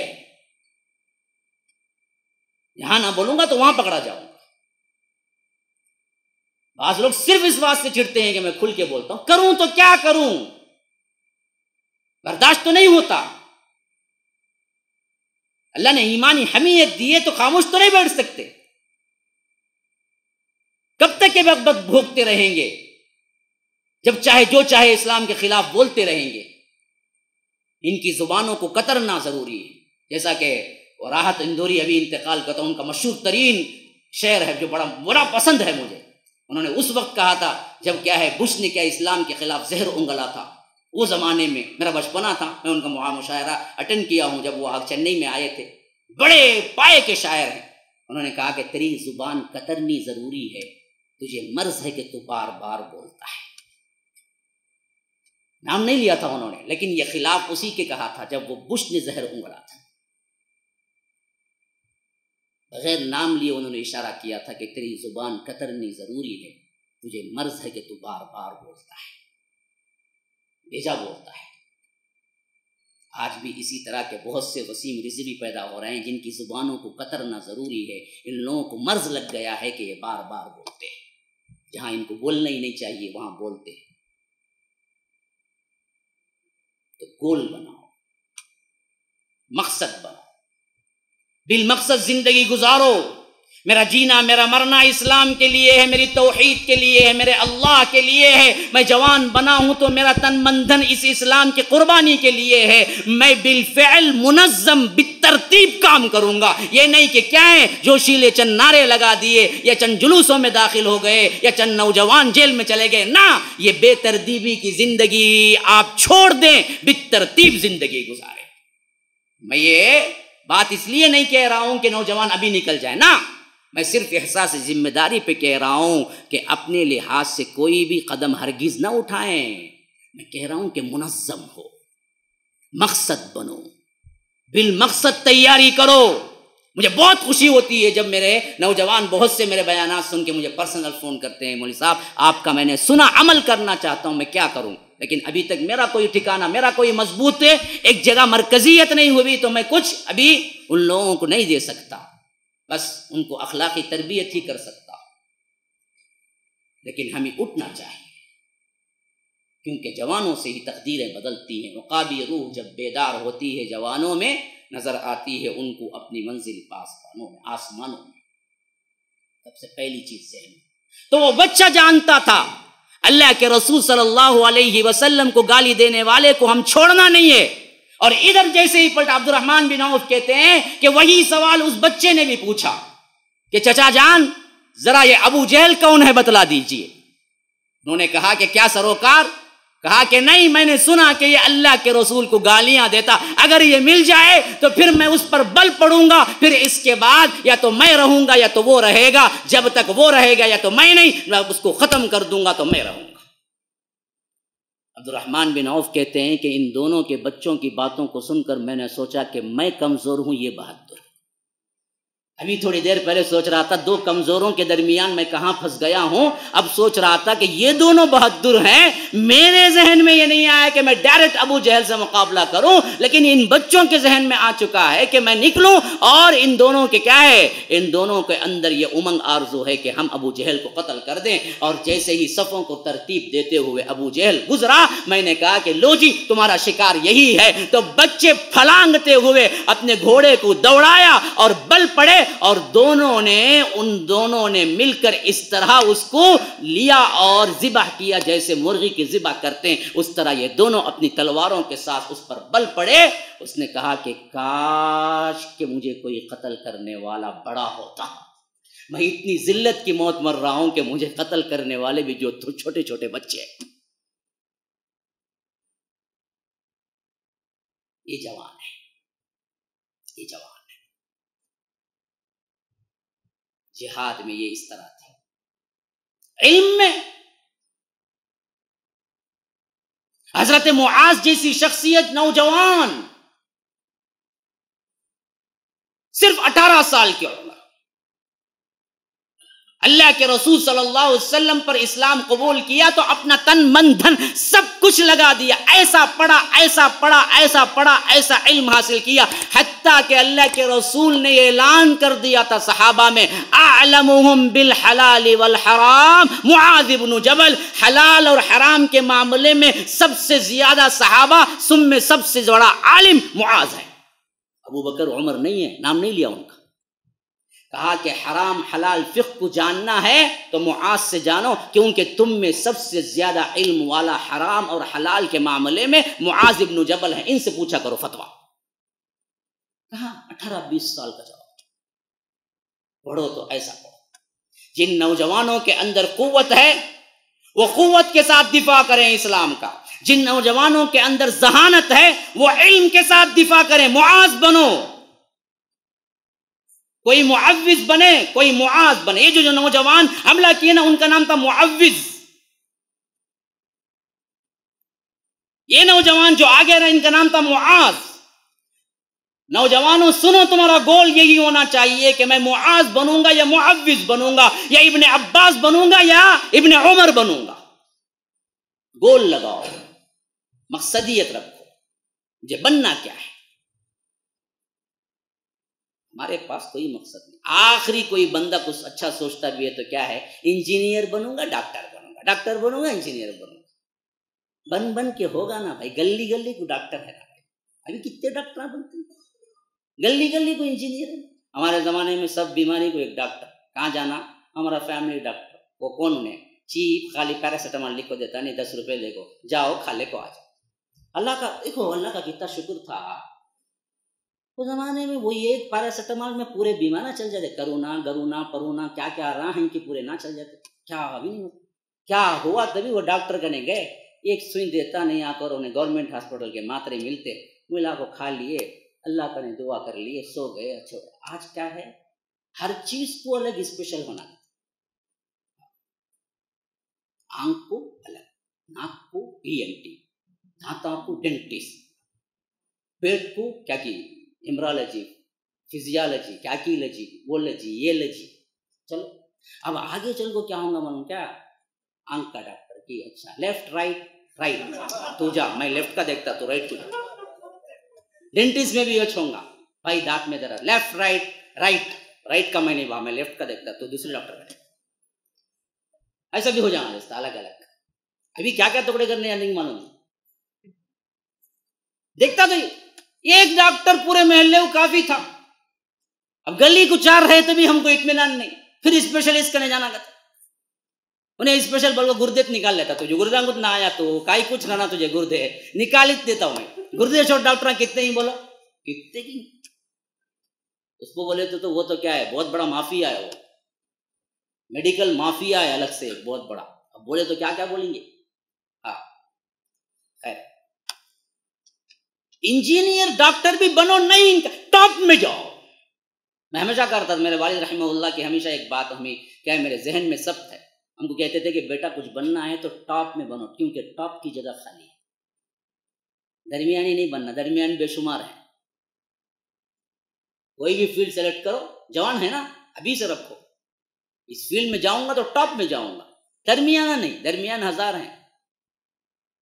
ہاں خالی خولی بی کام کر لیا, ایم کام کر لیا, رہے سب ایم کام بی کام کرتے نا, بی کام کر کے بے کام پھرتے رہتے پورے. کچھ ایسا کرو ٹاپ میں جاؤ, کیونکہ ٹاپ جگہ خالی ہے, تم وہیں پر آؤ گے, پھر تمہارے مقابلے میں کوئی نہیں ہوگا. ڈاکٹر بنو, کوئی ٹاپ بنو, کوئی ایسا نکالو, کوئی ایسی دوا یا کوئی ایسا آپریشن, کوئی ایسا علاج جو علاج ابھی تک نہ آیا ہو, وہاں تک پہنچو, وہ رکھو ٹارگیٹ. انجینئر بنو تو کوئی ایسی چیز بنانی ہے تمہیں جہاں پر تمہیں پہنچنا ہے, جو ابھی تک نہیں بنی ہے, وہاں بنو, وہاں جاؤ. جو فیلڈ چنو اس کا ٹاپسٹ لیول سوچو, تو کم از کم آؤ گے نا درمیانی. سوچتے ہوئی درمیانی تو جاؤ گے کہاں. ہمارا بچہ کیا ہے معلوم, جوانی میں قدم رکھتے ہی پہلے سائیکل والا بنو, میکینک بنو بولتا ہوں. 10 پڑھ لیا تو بادشاہ ہونے, ارے بس بھائی ہو گیا, پڑھ لیا, میں بڑا آدمی بن گیا میں. اب اس کے بعد جس کا ٹارگیٹ 10 خالی پاس ہونا ہے, انہیں انجینئر بنتا نہیں. ٹاپسٹ بننے کا رکھو, کم از کم تو بن ہی جاؤ. دین میں بھی یہی رکھو. ہاں حافظ بنوں گا, کیسے حافظ بنوں گا جی, ایسا پڑھوں گا کہ حفظ کے اعتبار سے کہیں بھی کوئی مقابلہ ہو جائے پہلے نمبر پہ آؤں گا. بتاؤ ایسے حافظ کتنے ہیں؟ حافظ نام کے بہت ہیں بھائی. چیلنج کرو بھائی, میں ایسا حافظ ہوں, آپ اٹھا کے بیٹھاؤ, سوال کرو مجھ سے, کوئی بھی آئے میں پڑھوں گا. اچھوں کو کر دوں تو نہیں بیٹھیں گے کوئی بھی. سب کتنے پانی میں ہی معلوم پورے. رٹ کو یاد کر کو آتے ہیں نا, اس میں بھی غلطی کرتے ہیں. رٹ کو رکھو رہتے ذرا سورے ذرا آیا تھا روز پڑھتے, بعض ہو امام تو فکس رہتے. اب سب تم کو نہیں غلطی سمجھ جائیں جانے بعد میں. اماموں کا حال, فجر میں یہ, پیر کی فجر میں یہ, منگل کی فجر میں یہ, چاشمبے کی یہ, جمعرات جمعہ ہفتہ, 7 شیڈول ان کو معلوم بس اتنا. مغرب میں یہ, عشاء میں یہ. 40 برس سے وقت پڑھاتا ہے انہیں برابر. مغرب میں خیرات سنتے ہی جہاں مغرب کی نماز ہو لے گئے تو ان کو اتنا معلوم ہونا, انہیں یاد کر وہ رکھے ہی انہیں برابر. اس میں بھی غلطی کر جاتی. دیکھیے رمضان میں ہمارا مراجعہ ہوتا 30 دنوں میں.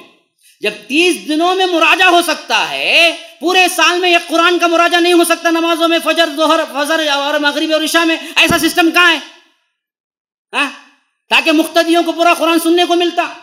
نہیں پڑھتا کوئی بندہ بھی, کوئی بہت کم جگہ, کہیں بھی تو میں نے صحیح سنا, کہیں بھی یہ سسٹم نہیں ہے کہ امام یہ بنا لے کہ ظہر مغرب عشاء اور فجر کی جہری نمازوں میں میں ایسی تلاوت کروں گا کہ وہ تلاوت بڑھتی جائے گی, اور ان فرض نمازوں کے اندر میں قرآن کو ختم کر دوں گا پورے 1 سال میں, تو مقتدیوں کو پورا قرآن سننے کو ملے گا اور ان کا حفظ پکا ہوگا. نہیں، بس نام بنا لیا، حفظ ہو گیا، سند لے کے نکلے. کبھی پوچھو ویسا کہ 1 گھنٹہ ٹائم دیتے ہیں یا پھر ذرا میں پڑھ کو آ جاتا ہوں. ارے پھر کائی کرے حافظ سے؟ حافظ بولے تو بولنا، کہیں سے بھی بولنا. میرا جب امتحان ہوا تھا، ہمارا جو معاملہ تھا امتحان دے کے آنے کا، ٹاپ ویسٹ لیول کا تھا. ہمارے حضرت کا فلسفہ کیا تھا مانو؟ بندہ نما آیت جب پوچھے تو اس آیت کے اوپر کی پڑھے، نیچے کی نہ پڑھے، وہی کامیاب. ماں بعد نہیں، ماں قبل. امتحان میں عموماً کیا ہوتا، جہاں سے آیت پڑھے وہاں کے نیچے پڑھتے جاؤ. ہمارے حضرت کا فلسفہ کیا تھا کہ میرے پاس ایسا نہیں چلے گا، میرے پاس مارک اسی کو ملیں گے جس آیت کو میں پڑھوں اس آیت کے اوپر کی آیت سے وہ پڑھے. اور میرا آخری امتحان تو اوپر کی آیتوں میں ہوا تھا. اوپر کی آیت بسم اللہ الرحمن الرحیم، پھر اوپر کی آیت بسم اللہ الرحمن الرحیم، پھر اوپر کی آیت پھر بسم اللہ الرحمن الرحیم، پھر اوپر کی آیت بسم اللہ الرحمن الرحیم. یہ پڑھنا تو ممکنات میں سے نہیں ہے. حفظ بنو تو ایسے، عالم بنو تو ایسے. بعض نوجوان پوچھتے کہ کیا یاد حدیث میں کہتا ہوں کہ 40 پہ قناعت کرو گے تو ایک حدیث بھی یاد نہیں کرو گے، ہیں 40 حدیث. تم یاد رکھو کہ مجھے ٹاپ ویس بنا بخاری حفظ کروں گا تو کم از کم 40 تو کر ہی لوگے. ہمارے جوانوں کو یہ تربیت دینی ہے کہ تم فیلڈ اختیار کرو جو تمہاری من پسند دنیاوی کیوں نہ ہو، لیکن ٹاپسٹ لیول کا رکھو اور تن مندن لگا دو اس پہ، پھر کوئی پلٹنا نہیں ہے. ایک لمحہ بھی ویسٹ نہ کرو، ایک لمحہ بھی ویسٹ نہ کرو. کھانے پینے کے لیے وقت ہے وہ استعمال کر لو، بقیہ نہیں. کوئی دوست سے ملنا نہیں، کسی سے کوئی بات چیت نہیں، واٹس ایپ نہیں، فیس بک نہیں، سب کٹ. میں اب تعلیم میں ہوں. بس ایسے تعلیم پانے والے اوپر آئے تھے. ہاں، اسلاف میں سے ایک کا میں نے ان کا زمانہ حیات پڑھ رہا تھا. وہ لکھ رہے ہیں کہ میرے باپ نے میرے تعلیم کا ٹیسٹ لیا. کیسے لیا کہ میں پڑھ رہا تھا، پڑھتے پڑھتے میں نے کہا، غلام میرا جو کام والا تھا وہ پاس گزرا تو میں نے کہا کہ پانی لاؤ جی، اور میں پڑھنے میں مشغول ہو گیا. تو پانی کے بجائے انہوں نے دراصل کچھ اور بھیج دیا میرے لیے، پانی نہیں بھیجا. اور اپنی ماں سے یعنی اپنی بیوی سے کہا میرے بیٹے کی مشغولیت میں دیکھتا ہوں کہ وہ تعلیم میں کتنا مشغول ہے. اگر وہ دیکھ کے پانی نہیں ہے کہتا ہے تو پھر تو وہ تعلیم میں کوئی اچھا مقام پانے والا نہیں ہے. اگر وہ اس کو پی جاتا ہے اور پڑھنے میں مشغول ہوتا ہے تو واقعتاً یہ کوئی میرا ہونہار بچہ ہے. تو کہتے ہیں کہ باپ اور میاں بیوی دونوں ماں باپ بیٹھ کے دیکھ رہے تھے. وہ جو نوکر تھا جس سے انہوں نے پانی منگوایا تھا اس سے کہہ دیا کہ پانی نہ لے جاؤ بلکہ کوئی اور چیز لے جا کے رکھ دو. وہ رکھ دیے اور وہ پی بھی گئے اور ان کو پتہ بھی نہیں چلا وہ پانی نہیں تھا، اصل میں وہ مشغول کتاب میں تھے. تو کہا کہ یہ ہے وہ بچہ جو ہونہار ہونے والا ہے.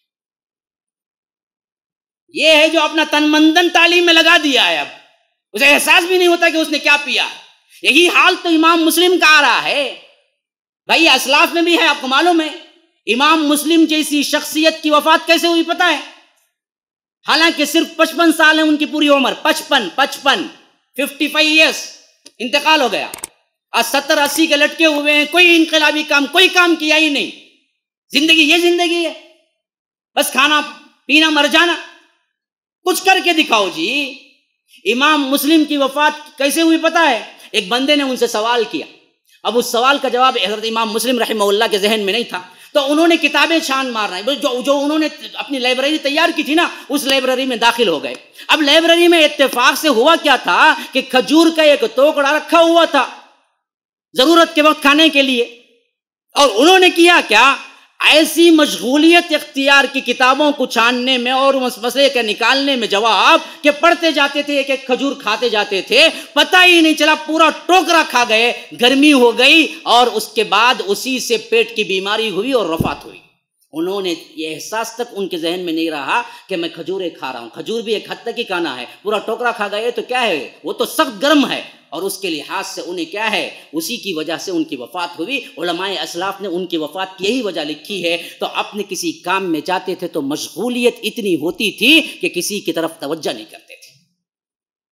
7-8 سال 8-8 سال کے لیے کیا ہے، عالمیت کے لیے مدارس میں داخل ہوتے تو اسلاف اپنے بارے میں لکھتے ہیں کہ کوئی خط کتابت بھی کرنا پسند نہیں کر سکتے تھے. ایک بندہ عالمیت کے 8 سال گزار کے جب آ رہا تھا, بس میں بیٹھا ہوا تھا, میں نے پڑھا ہوا واقعہ کہ بس میں بیٹھا ہوا لکھے ہیں کہ وہ ایک ایک خط اٹھاتا, کسی خط پہ روتا, کسی خط پہ ہنستا, کسی خط پہ روتا, کسی خط پہ کیا ہے ہنستا. اس طرح پورا وہ ٹریول کا سفر کیا. جب بس سے اترا تو جو دیکھ رہا تھا ایک دوسرا بڑا, وہ بولا کہ بیٹا آخر تمہارا مسئلہ کیا ہے کہ تم پورا راستہ یا تو ہنستے رہے یا تو روتے رہے, اور ایک ایک خط نکالتے تھے اور پڑھتے تھے, روتے تھے, ہنستے تھے. کہا کہ معاملہ یہ ہے کہ میں جب نکلا تھا 7 سال پہلے, اس دن سے لے کر آج تک گھر سے آنے والے کسی خط کا میں نے جواب نہیں دیا, نہ پڑھا نہ کھولا.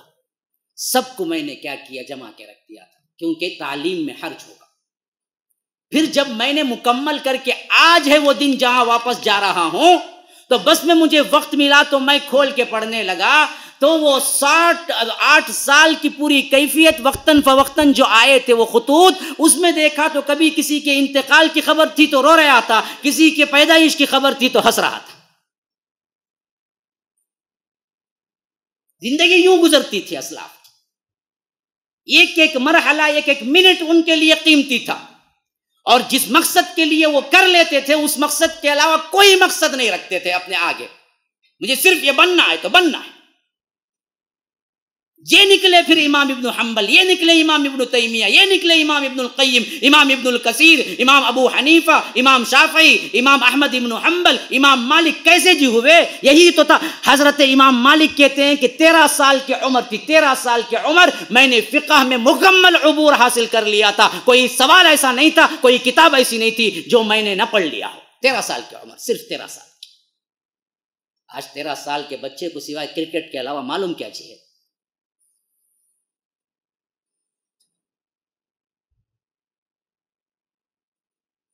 حتیٰ کہ طلاق و نکاح کے احکامات میں بھی میں اس درجہ ماہر تھا کہ ابھی 13 سال میں میرا نکاح بھی نہیں ہوا تھا, لیکن میں نکاح اور طلاق کے پورے فتووں پر عبور رکھتا تھا. 13 سال کے. اسی بات سے تو معطا انہوں نے لکھی, ایسی کتاب جو کہ اس زمانے کے لحاظ سے قرآن اور حدیث پر مکمل شریعت پر چلنے کی کتاب سب سے پہلی منظر عام پہ آئی تو وہ معطا ہے. ہلو یار, یہ کیوں ہوئے یہ سب؟ جنہوں نے ٹارگٹ بنایا. تو اصل میں کیا ہے نوجوانوں, تمہیں کیا ہے گول ٹارگٹ بنانا ہے کہ تمہیں بننا کیا ہے, اور ہمت نہ ہارو, ٹاپ لیول کا سوچو, تن من دھن لگاؤ. دیکھو رزلٹ آئے گا جلدی نہیں, 10-8 سال لگیں گے, لیکن آئے گا سب. اگر بلا مقصد کی زندگی گزارو گے وہ بھی کٹ ہی جائے گی. صبح ہوتی ہے, شام ہوتی ہے, عمر یوں ہی تمام ہوتی ہے, لیکن کچھ نہیں ملے گا, نہ دنیا ملے گی نہ آخرت. اگر صرف خالی دنیا میں محنت کرو گے تو کتے بن کے رہ جاؤ گے. فَمَثَلُهُ كَمَثَلِ الْكَلْبِ إِن تَحْمِلْ عَلَيْهِ يَلْهَثْ أَوْ تَتْرُكْهُ يَلْهَثْ. کتنا ملتا جائے گا, حرص بڑھتی جائے گی, حرص بڑھتی جائے گی, آخر کار تمہیں دولت دنیا تو مل جائے گی لیکن آخرت میں کوئی حصہ نہیں. صرف ایک راہ بچی ہے, دین کو اختیار کر لو, دنیا ضرور ملے گی. خالص دنیا کو پانے والے لوگوں کو دین نہیں ملتا, دین لینے والے خالص لوگوں کو اللہ دنیا دیتا ہے, تو دونوں مل جاتے ہیں. تو پھر ایک پر کیوں قناعت کر لیتے ہو؟ دونوں ملنے والی چیز کو پکڑ لو نا. دینداری کو گول بناؤ, اپنا تن من دھن لگاؤ, اپنے بننے کا کیا ہے شیڈول مقرر کرو. میں کیا بنوں گا؟ میں یوں بنوں گا, میں ابن تیمیہ بنوں گا. لگاؤ. بولنے میں تو غلط نہیں ہے نا بھائی, سوچنے میں تو غلط نہیں ہے. ابھی سے پس ہمت ہو گئے میں کیا بنوں. بنو. آج کے بڑے بڑے علامہ جو ہیں وہ بھی تو اگر سوچتے یہی حال تو نہ بنتے. ہاں, ابن باز رحمہ اللہ کی سیرت پڑھ جاؤ, حیران رہ جاؤ گے. چھوٹی عمر میں آنکھیں چلی گئی جی, آنکھ بھی نہیں دی اللہ نے, اور وہ اللہ کا بندہ اتنا بڑا مخلص اور اتنا بڑا ولی اللہ تھا کہ بعد میں اللہ نے اتنی دولت دی, سعودیہ کے سربراہ کی حیثیت سے رہے، ان کے لیے آپریشن کر کے آنکھ لگانا بائیں ہاتھ کا کام تھا، لیکن صرف اس حدیث کو پڑھتے ہوئے کہ اللہ جس کو 2 آنکھیں یہاں لیتا ہے کل دیدار الہی ان کو سب سے پہلے اللہ نصیب کرتا ہے، اس حدیث کے بنیاد پر ابن باز رحمہ اللہ نے انکار کر دیا کہ میں آپریشن نہیں کرتا، میں اندھا ہی رہوں گا پوری زندگی۔ لیکن اس اندھے پن میں بھی ٹاپ ویسٹ لیول پہ وہاں آئے کہ صحاح ستہ پوری یاد تھی انہیں، بخاری نہیں، بخاری، مسلم، ابو داؤد، ترمذی، ابن ماجہ، نسائی، 6 کتابیں یاد تھی انہیں۔ اندھے، معذور جسے ہم کہتے ہیں، جب معذور اتنا کر سکتے ہیں تو آنکھیں والے نہیں کر سکتے؟ گول ہونا چاہیے، مقصدیت ہونی چاہیے، بالمقصد کام کرنا چاہیے۔ میں تو کہتا ہوں آج نوجوانوں کو ابن باز رحمہ اللہ کی سیرت پڑھنی ہے، ابن عثیمین رحمہ اللہ کی سیرت پڑھنی ہے، ناصر الدین البانی کی سیرت پڑھنی چاہیے۔ کیا ہے یہ؟ گھڑی ساز ہیں، گھڑی ساز۔ ناصر الدین البانی جو محدث اعظم ہے آج کے، کسی حدیث پہ وہ حکم لگا دیں ضعیف تو وہ ضعیف ہے، کسی حدیث پہ وہ حکم لگا دیں صحیح تو وہ صحیح ہے، اس مرتبے پہ پہنچنے والی شخصیت جو کہ 1914 میں پیدا ہوئی تھی، اگر آپ پیچھے جا کے دیکھیں تو وہ ایک گھڑی ساز تھے، صرف گھڑیال کی دکان تھی باپ کی، اور یہ بھی کیا ہے، گھڑیال ریپیئر کرتے تھے حضرت شیخ ناصر الدین البانی رحمہ اللہ، بس ایک معمولی انسان تھے، حتیٰ کہ کھانے پینے کو پیسہ نہیں تھا، کہتے ہیں کہ کتاب لینے کو پیسہ نہیں تھا میرے پاس۔ میں تو ان کا شکر گزار ہوں جو ایک لائبریری مین تھا، اس نے دراصل میرے شوق علم پر رحم کرتے ہوئے اجازت دی کہ آپ کبھی بھی آئیں، کوئی بھی چیز مطالعہ کریں، میں آپ کے لیے لائبریری کھولوں گا۔ تو وہاں سے مجھے کیا ہے، لائبریریوں میں جا کے بیٹھتا تھا تو اتنا غرق ہوتا تھا، نہ مجھے کھانے کا ہوش ہوتا تھا نہ پینے کا ہوش ہوتا تھا، کیونکہ میرے پاس اتنی سکت نہیں تھی کہ میں کتاب خرید کے پڑھ سکوں۔ میں تو لائبریری میں جا کے بیٹھ کے مطالعہ کرتا تھا، جہاں فری لائبریری میں مجھے کتاب ملتی تھی۔ اتنا پڑھا، اتنا پڑھا، اتنا پڑھا، اتنا پڑھا، جیسے امام ابن تیمیہ کو کہتے ہیں کہ اگر وہ کہہ دیں کہ میں اس حدیث کو نہیں جانتا تو وہ حدیث ہی نہیں ہے، ویسے ہی آج کے دور میں کہنا پڑا کہ ناصر الدین البانی کہہ دیں کہ یہ حدیث میں نہیں سمجھتا، مجھے معلوم نہیں ہے، تو گویا کہ حدیث ہی نہیں ہے۔ اس علم پہ پہنچے، ہمیں ان کی سیرتوں سے لینا دینا کیا ہے؟ کون بتاتا ہے، کون بولتا ہے؟ ہم کو تو لیٹسٹ پکچر کہاں شوٹ کیا گیا، ہیروئن کیا تھی، اس کا ذائقہ کیا تھا، اسے کون سی آئس کریم پسند تھی، انہیں کون سا شرٹ پہنتا، انہیں پھٹا پہن لیا تو انہیں پھٹا پہن لیتا، انہیں جوتا پھینک ڈالا تو انہیں جوتا پھینک ڈالتا، انہیں کیا ہے مانگ نکال لیا ادھر ادھر ادھر چیل کی طرح کا تو وہ نکال لیتا، بعض کے بالوں تو ایسا اٹھ کے کاٹے کیسے کا کھڑے ہوئے، اوپر سے چیل گل ٹھونگ ماری تو بھیجا نکل جائے گا اس کا، انہیں گھوسلا سمجھ کو آگے نیچے بولو، اس کے بالا چل جائیں گے بعد میں، کیا کہتے فیشن کہتے ہیں۔ نمونہ دیکھو کیا ہے، ہم نے ان زناروں کو، ان بدبختوں کو آئیڈیل بنا لیا، جبکہ ہمارے پاس آئیڈیل نمونے کے لیے ایک سے ایک ہیروز موجود ہیں۔ تم کو کیا کمی ہے بھائی؟ اللہ کے فضل سے ہمیں ایسی قوم ملی، ایسا اللہ نے اسلام دیا کہ جن کے ہیروز بڑے اعلیٰ ہیں ان کو ہیرو بناؤ جی، جو اخلاقی لحاظ سے سب سے بدتر ہیں، صرف شو آف میں دکھائے جاتے ہیں، ان کو ہیرو بناتے ہو تم، جو اصل میں زیرو ہیں۔ ایک بات نوجوانوں سے کہتا ہوں، مقصدیت بناؤ۔ ایک بات نوجوانوں کے بڑوں سے کہتا ہوں، ان کی جنسی لحاظ سے تربیت کرو، ان کی جلدی شادی۔ یہ بولتا ہوں بول کے نوجوانوں بہت خوش میرے سے، بعض لوگوں بیان سے پہلے آپ کو خصوصیت سے ملے صاحب ابا بھی آپ کو ذرا بول ڈالو گا، میں بولتا بولنا ہے کہ تو اندر سے پیسہ دے، وہ بولتا 5000 فیس ایک بار بولنا گا، نہیں بھائی لیتا کتا نہیں، ایسا بولا ہوں، بعد میں جاؤ مشہور کرتا نہیں تھے 5000 لیتے بھائی ایک بات بولنے والا۔ ایک ریکویسٹ بڑوں سے کرتا ہوں، شادیاں ان کی جلدی، ماحول بہت خراب ہے، اگر ان کی عزت عصمت بچانی ہے، لڑکی ہو یا لڑکا، جلدی شادیاں۔ یہ مت سوچو کہ بچہ قابل نہیں ہے، کیا کمائے گا، کیا کھلائے گا، ارے 18 سال کھلایا، 4-5 سال اور کھلا لو تاکہ ڈگری کر لے وہ، لیکن ڈگری کرتے ہوئے کرا شادی کرا، شادی کے بعد کالج جائیں دونوں۔ ہاں یہ گرل فرینڈ کو جا کے چھوڑتا نہیں کالج کو، بیوی کو جا کے چھوڑیں دے، کیا ہے مسئلہ؟ گرل فرینڈ کو کتنے لوگ جا کے چھوڑتے کالج کے زمانے سے دوستی کرتے، بعد میں شادی ہوتے ہی طلاق کرتے۔ ارے بیوقوف، گرل فرینڈ تھا تو راضی تھا، شادی ہوئی تو راضی نہیں ہے، حرام کاری میں تجھے لذت ملتی۔ میں کہتا ہوں بیوی بنا کے پڑھاؤ اور تم بھی پڑھو، چھوڑ کے جاؤ. بیوی بن کے چھوڑو گے تو اسے بھی احساس ہوگا میرا شوہر چھوڑ کو گیا. کون تو بھی دوسرا آنکھ مارا تو بول ڈالیں گے باہر نکل جائے, انہیں آنکھ مارا جی, تمہیں مات لولان ہو جاتے والے. تمہاری بھی ہمت اسے بھی ہمت, پڑھو کامیاب رہو, لیکن کر لو پہلے. 18 سے کم کیوں نہیں کہہ سکتا بولے تو گورنمنٹ ہے, لیکن 18 کو تو خود گورنمنٹ اجازت دیتی نا بھائی. پھر کیا خرابی ہے بیٹھ بیٹھ کے 35 سال میں 30 سال میں بڈھے ہو جاؤ, بعد میں شادی ہو کو 10 سال, بیٹی اتنی ہوئی, اولاد اتنی ہوئی. ہاؤ جی, تمہیں 40 سال میں کہیں کرے شادی, تمہیں 18 سال میں کرنا تھا, اولاد بھی ہوتی تھی ماشاء اللہ سے. اور تمہیں کیا ہے 40-50 کے نہیں ہوتے, تمہارے نواسے تمہارے پوترے آ جاتے. دیکھ لے لوگ مرتے تھے, بعد میں بڈھیوں کو روتی انہیں نہیں دیکھی نا, تو کئی کو لیٹ کری جلدی کرتی تو سب دیکھتی. نہیں بھائی ہنسی مذاق, حقیقت بھی تو ہے نا بھائی. بھائی جس کی عمر 18-19 میں انہیں شادی کر لیا, 40 میں انہیں پوتے دیکھ سکتا آرام سے.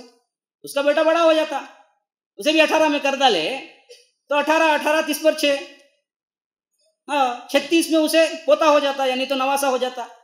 سب کو دیکھ لے کو, اس کے نواسے کو تک دیکھ سکتا اسے, اور 80 سال مل گئے تو. آج اپنی نسل کو نہیں دیکھ سکتے, وہ حالت میں کہ ڈلتا ٹلتا کیا ہوتا, جا کو 40 سال میں کرتا کر کو, اس کے بعد روتا 5 سال درگاہ کے چکر لگاتا, بیٹا نہیں ہوا. اس کے بعد ایک آتا, ایک کو لے لے کو تولتا, دیکھو یہاں سے تولتا وہاں سے تولتا, انہیں بڑا ہو کر نکالتا لاٹ مار کر, جاؤ جی تمہیں بڈھے ہو گئے بہت بولتا. سسٹم بدلو بھائی. ایک نکلو پہلے, ایک نکلنا خاندان میں سے, جا کو بولنا 18 سال میں, ابا 18 سال ہو گئے, دیکھو گورنمنٹ بھی اجازت دیتی, اب تمہیں نہیں بھی نہیں بول سکتے. اب میں کہتے بھی کرا گیا تو تمہیں بولنا نہیں بعد میں باہر. اس کے واسطے تمہاری عزت میری عزت, شادی کر کو دے ڈالو خاموش. روزانہ خرچہ بھی دے ڈالو 1000 روپے, کھالے پیلے کو حکم میں کمایا تو دے ڈالتا ہوں تم نہ خرچ بعد میں واپس. شادی کو 5 لاکھ خرچہ ہوتے نہیں, کرونا کو گھر میں کر ڈالو, خالی بلا کو 5 لاکھ مجھے دے ڈالو الگ سے, میں کھاتا رہتا. اور بھائی کون خرچہ کرو بولے بھائی میں پوچھتا ہوں, شادی آ کر ٹھاٹ باٹ سے 5 لاکھ کے بڑے شادی مال میں کون کرو بولے. خرچہ ہوتا نہیں, وہ خرچہ رکھ لے کو بیٹے کو دو پیسہ ہو, شادی کے بعد تو کر لے بھائی خرچہ. شادی کیا کرو 2 گواہ, دفتر والا, 4-5 ادھر ادھر کے ماموں, وہ جو بڑے ککڑوں نہیں بولا کیا جی بول کے توڑ لیتے. اس کے سے وہ بوڑھا جو ہی نہیں, کیا غلط سمجھو نا, تو ایسا بول رہا ہوں, تو وہ بوڑھے لوگوں کو ذرا بلا لے, سب کو ایک چا 2 میری بسکٹ, ٹھیک ہے, تو وہ زمانے میں ان کو بہت برابر, زیادہ نہیں کھانا ہونا. بوڑھے لوگوں کیا کھانا, بسکٹاں کھا لینا ضرورت کو, تو ایک چا 2 میری بسکٹ کھلا کو بھیج دو, جا کو بھائی نکاح مسئلہ. اب نکاح کا 5 لاکھ کا جو خرچہ ہے نا, وہ نوجوان دوڑے کو دے ڈالو, تو فتن رکھ لے بھائی. ہنی مون کو جا کو اوٹی گیٹی پھر لے کو, لیکن غلط کام نہیں کرنا. آپ کو اللہ رسول کا بات مان کو زندگی گزار لے کو, دین کے کام میں جٹ جانا. لو گفٹ, خوش ہو جاتا پورا. تمہیں ابا چکنگا ہونا. اس کے بعد اتنا بڑا کام کر کو دیے نا. ہاں بھائی بہت بڑا نسخہ بتا رہا ہوں, بیٹا تمہارے ہی گرد رہے گا. میرا باپ اتنا خیال رکھتا ہے میرے خوشی کا, ہم الٹا کرتے. شادی ہوتی کہاں گیا سو کہیں کو رہتے لٹ, ارے تمہیں جوانی میں نہیں کرے گی, انہیں بھی جانگا جی, اس کی بھی نئی شادی ہوئی, اسے بھی امنگیں ہیں, آرزویں ہیں, اسے بھی خوشی ہے, اسے بھی پھرنا ہے, دے اسے بنا کے دو. بلکہ نہیں جانا تو بولنا, بیٹا دیکھو حق ہے بیوی کا, جاؤ لے کے جاؤ, ذرا گھما کے لے کے آ. ایسا کون بولتا بولو, کون بھی نہیں بولتا. بولنا چاہیے. ایسا بولنے والے ماں باپ سے بیٹا کہیں کٹیں گا نہیں کٹیں گا. اسے بھیجا سختی کر کو, بعد میں لے لگاتے سندیشہ میرے پاس, مولوی صاحب نے بات نہیں مانتا, مولوی صاحب بیوی کا غلام ہوگا. تمہیں کرے اسے بیوی کا غلام, تمہیں اچھا رکھتے تھے, اس کا حق اسے دیتے تھے, انہیں آرام سے رہتا تھا تمہارے ساتھ, الگ جانے کی کوشش کرتا نہیں تھا. خامخواہ تم نے کیا کیا, اس کی زندگی تنگ کر کے رکھتے. اس کے جائز خواہشات اسے پورا کرو. بیکار کے جو ہیں دکھاوے, محل لے لینا 5-5 لاکھ کا ایک رات کے واسطے, وہ سب چیزیں کم کرو. مساجد میں نکاح رکھو, یا کوئی بھی کیا گھروں میں نکاح رکھو, معمولی بالکل 10,000 5,000 میں معاملہ ختم کرو. بقیہ جو بھی ہے سیونگ تمہارے اپنے بیٹے کو دو. ولیمہ کرو بھی تو جس بھی لوگوں کو کرو, ضروری نہیں ہے کہ سب کو بلانا ولیمہ میں, اور ضروری نہیں ہے کہ ولیمے میں بھی کیا ہے بریانی کھلانا. سب کو بلاؤ. اچھا پستہ ہاؤس سے وہ پستہ بسکٹ ملتا نا جی, بتاؤ ان کو ایڈریس دو, تو 2 بسکٹ دے دو, پانی پلاؤ. اچھے بسکٹ دیا ہوں میں تم نا, ماشاء اللہ طاقت کے بسکٹ کھا لو, نکل جاؤ. ضروری نہیں ہے بریانی کھانا بول کے. ہاں مذاق نہیں ہے میرے بھائی، مذاق نہیں ہے، میں مذاق نہیں کر رہا ہوں آپ سے. ایک ایک خاندان میں ایک جوڑا بھی ایسا نکل گیا نا، ایک نمونہ بن جائے گا. لاکھ مخالفت کریں لیکن دل میں اندر داد دیں گے کہ واقعتاً جو کام کیا نا اس نے بہت بڑا عملی نمونہ کیا ہے. یہ اچھے نہیں کرتے، ہمارے اپنے بھی نہیں کرتے. مسئلہ یہ ہے کوئی ایک نکلے گا نا یہ ہمت کر کے، پھر ٹرن بدلے گا، ہمارا سوچ بدلے گی. لوگ بولیں گے نکاح کیا تو یہ کیا، ولیمہ کیا تو یہ کیا. ہم نے کیا کیا؟ ایکسکیوز میں سے ہیلے بہانے ڈھونڈے. نکاح میں کھانا نہیں، نکاح نہیں کہتا، نکاح ولیمہ ایک ہی دن کہتے، وہ بھی 50-50 کہتے ہیں، اندر سے للتا کہتے آدھا آدھا. لے کو بنا کو کیا کرتا، صاف ستھرے بن جاتے، ہمیں نہیں نکاح میں کھانا نہیں رکھے. شام میں کیا جی کھائے سر، وہ ولیمے کا کھانا مولوی صاحب کہ وہ دوسرے دن دو نا، نہیں نا جائز بولے نا. ہاں جائز. علماء اور کتنی چیزیں بولے نا، وہ کرے تمہیں جھوٹ نہیں بولنا بولے نا. عالم وہ جو عالم جو جائز بولے جھوٹا چھوڑے تمہیں. ہاں اچھا کیا ہے، میٹھا میٹھا. جو تم نہ کڑوا لگے تھو. یہ سسٹم ہم زیادہ رائج کی. جائز بولے نا، جائز ہے بھائی، میں بھی انکار نہیں کرتا. علماء فتویٰ دیے ایک دن میں نکاح ولیمہ کر سکتے، لیکن آپ کی نیت کیا ہے اس سے؟ اللہ تو نیتوں کو دیکھتا نا جی. آپ کی نیت کیا ہے؟ آپ کی نیت یہ ہے کہ نکاح میں جو کھانا نہیں رکھنا بول کے تانے دیں گے، وہ لوگ تانے دینا نہیں، الگ وہ کھانا ولیمے کا بول کو کھلا ڈالنا. نیت ہے نہیں ہے تو نیت بری ہوئی نہیں ہوئی. تو تم صرف دکھاوے کے لیے چینج کر لیے، بچنے کے لیے چینج کر لیے. اگر ایک ہی دن میں کھانا اور ایک ہی دن میں ولیمے کا کھانا نکاح ہونا جائز ہے اور مان بھی لیے، لیکن جو سماج جو معاشرہ سمجھتا ہے کہ نکاح کا بعد کھانا ہے، اسے کیسا پیغام دیں گے آپ کے یہ ولیمے کا کھانا ہے نکاح کا نہیں؟ ٹرنڈ کیسے بدلے گا؟ جو بندہ عام آئے گا تمہارے ولیمے کے کھانے میں، وہ یہی سمجھے گا کہ یہ نکاح کا کھانا ہے، جیسے نکاح کے بعد کھانا ہوتا ہے، یہ صاحب نے بھی رکھا ہے. جب آپ نکاح بالکل بغیر کھانے کے کریں گے تب جا کے اسے معلوم ہوگا کہ یہ نکاح بغیر کھانے کے ہوا ہے، تو تب نمونہ بنے گا نا جی. تم اس دن کھلا دو تو نمونہ کیسے بنتا پھر؟ سوچو اس پہ، سوچو. گالیاں بہت دیتے بعد میں مجھے، وہ دے لو بعد میں، لیکن بولنے کا ہے تو بول دیتا میں. یہ سب چاپلوسیں ہیں، اللہ کو معلوم سب کیا کر رہے ہیں نیتوں میں. تو یہ چاپلوسی بہانے بازی نہ کرو.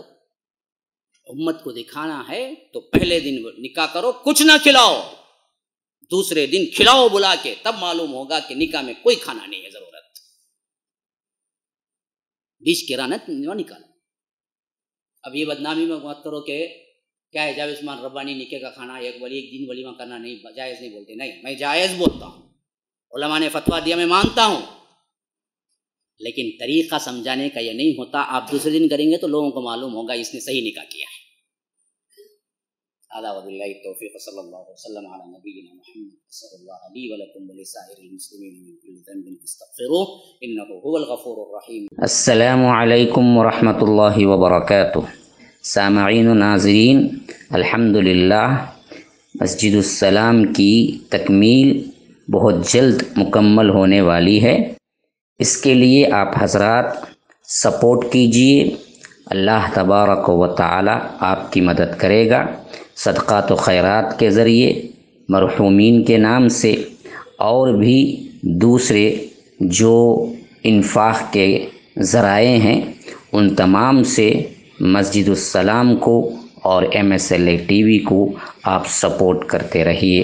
فجزاکم اللہ احسن الجزاء. والسلام علیکم ورحمۃ اللہ وبرکاتہ.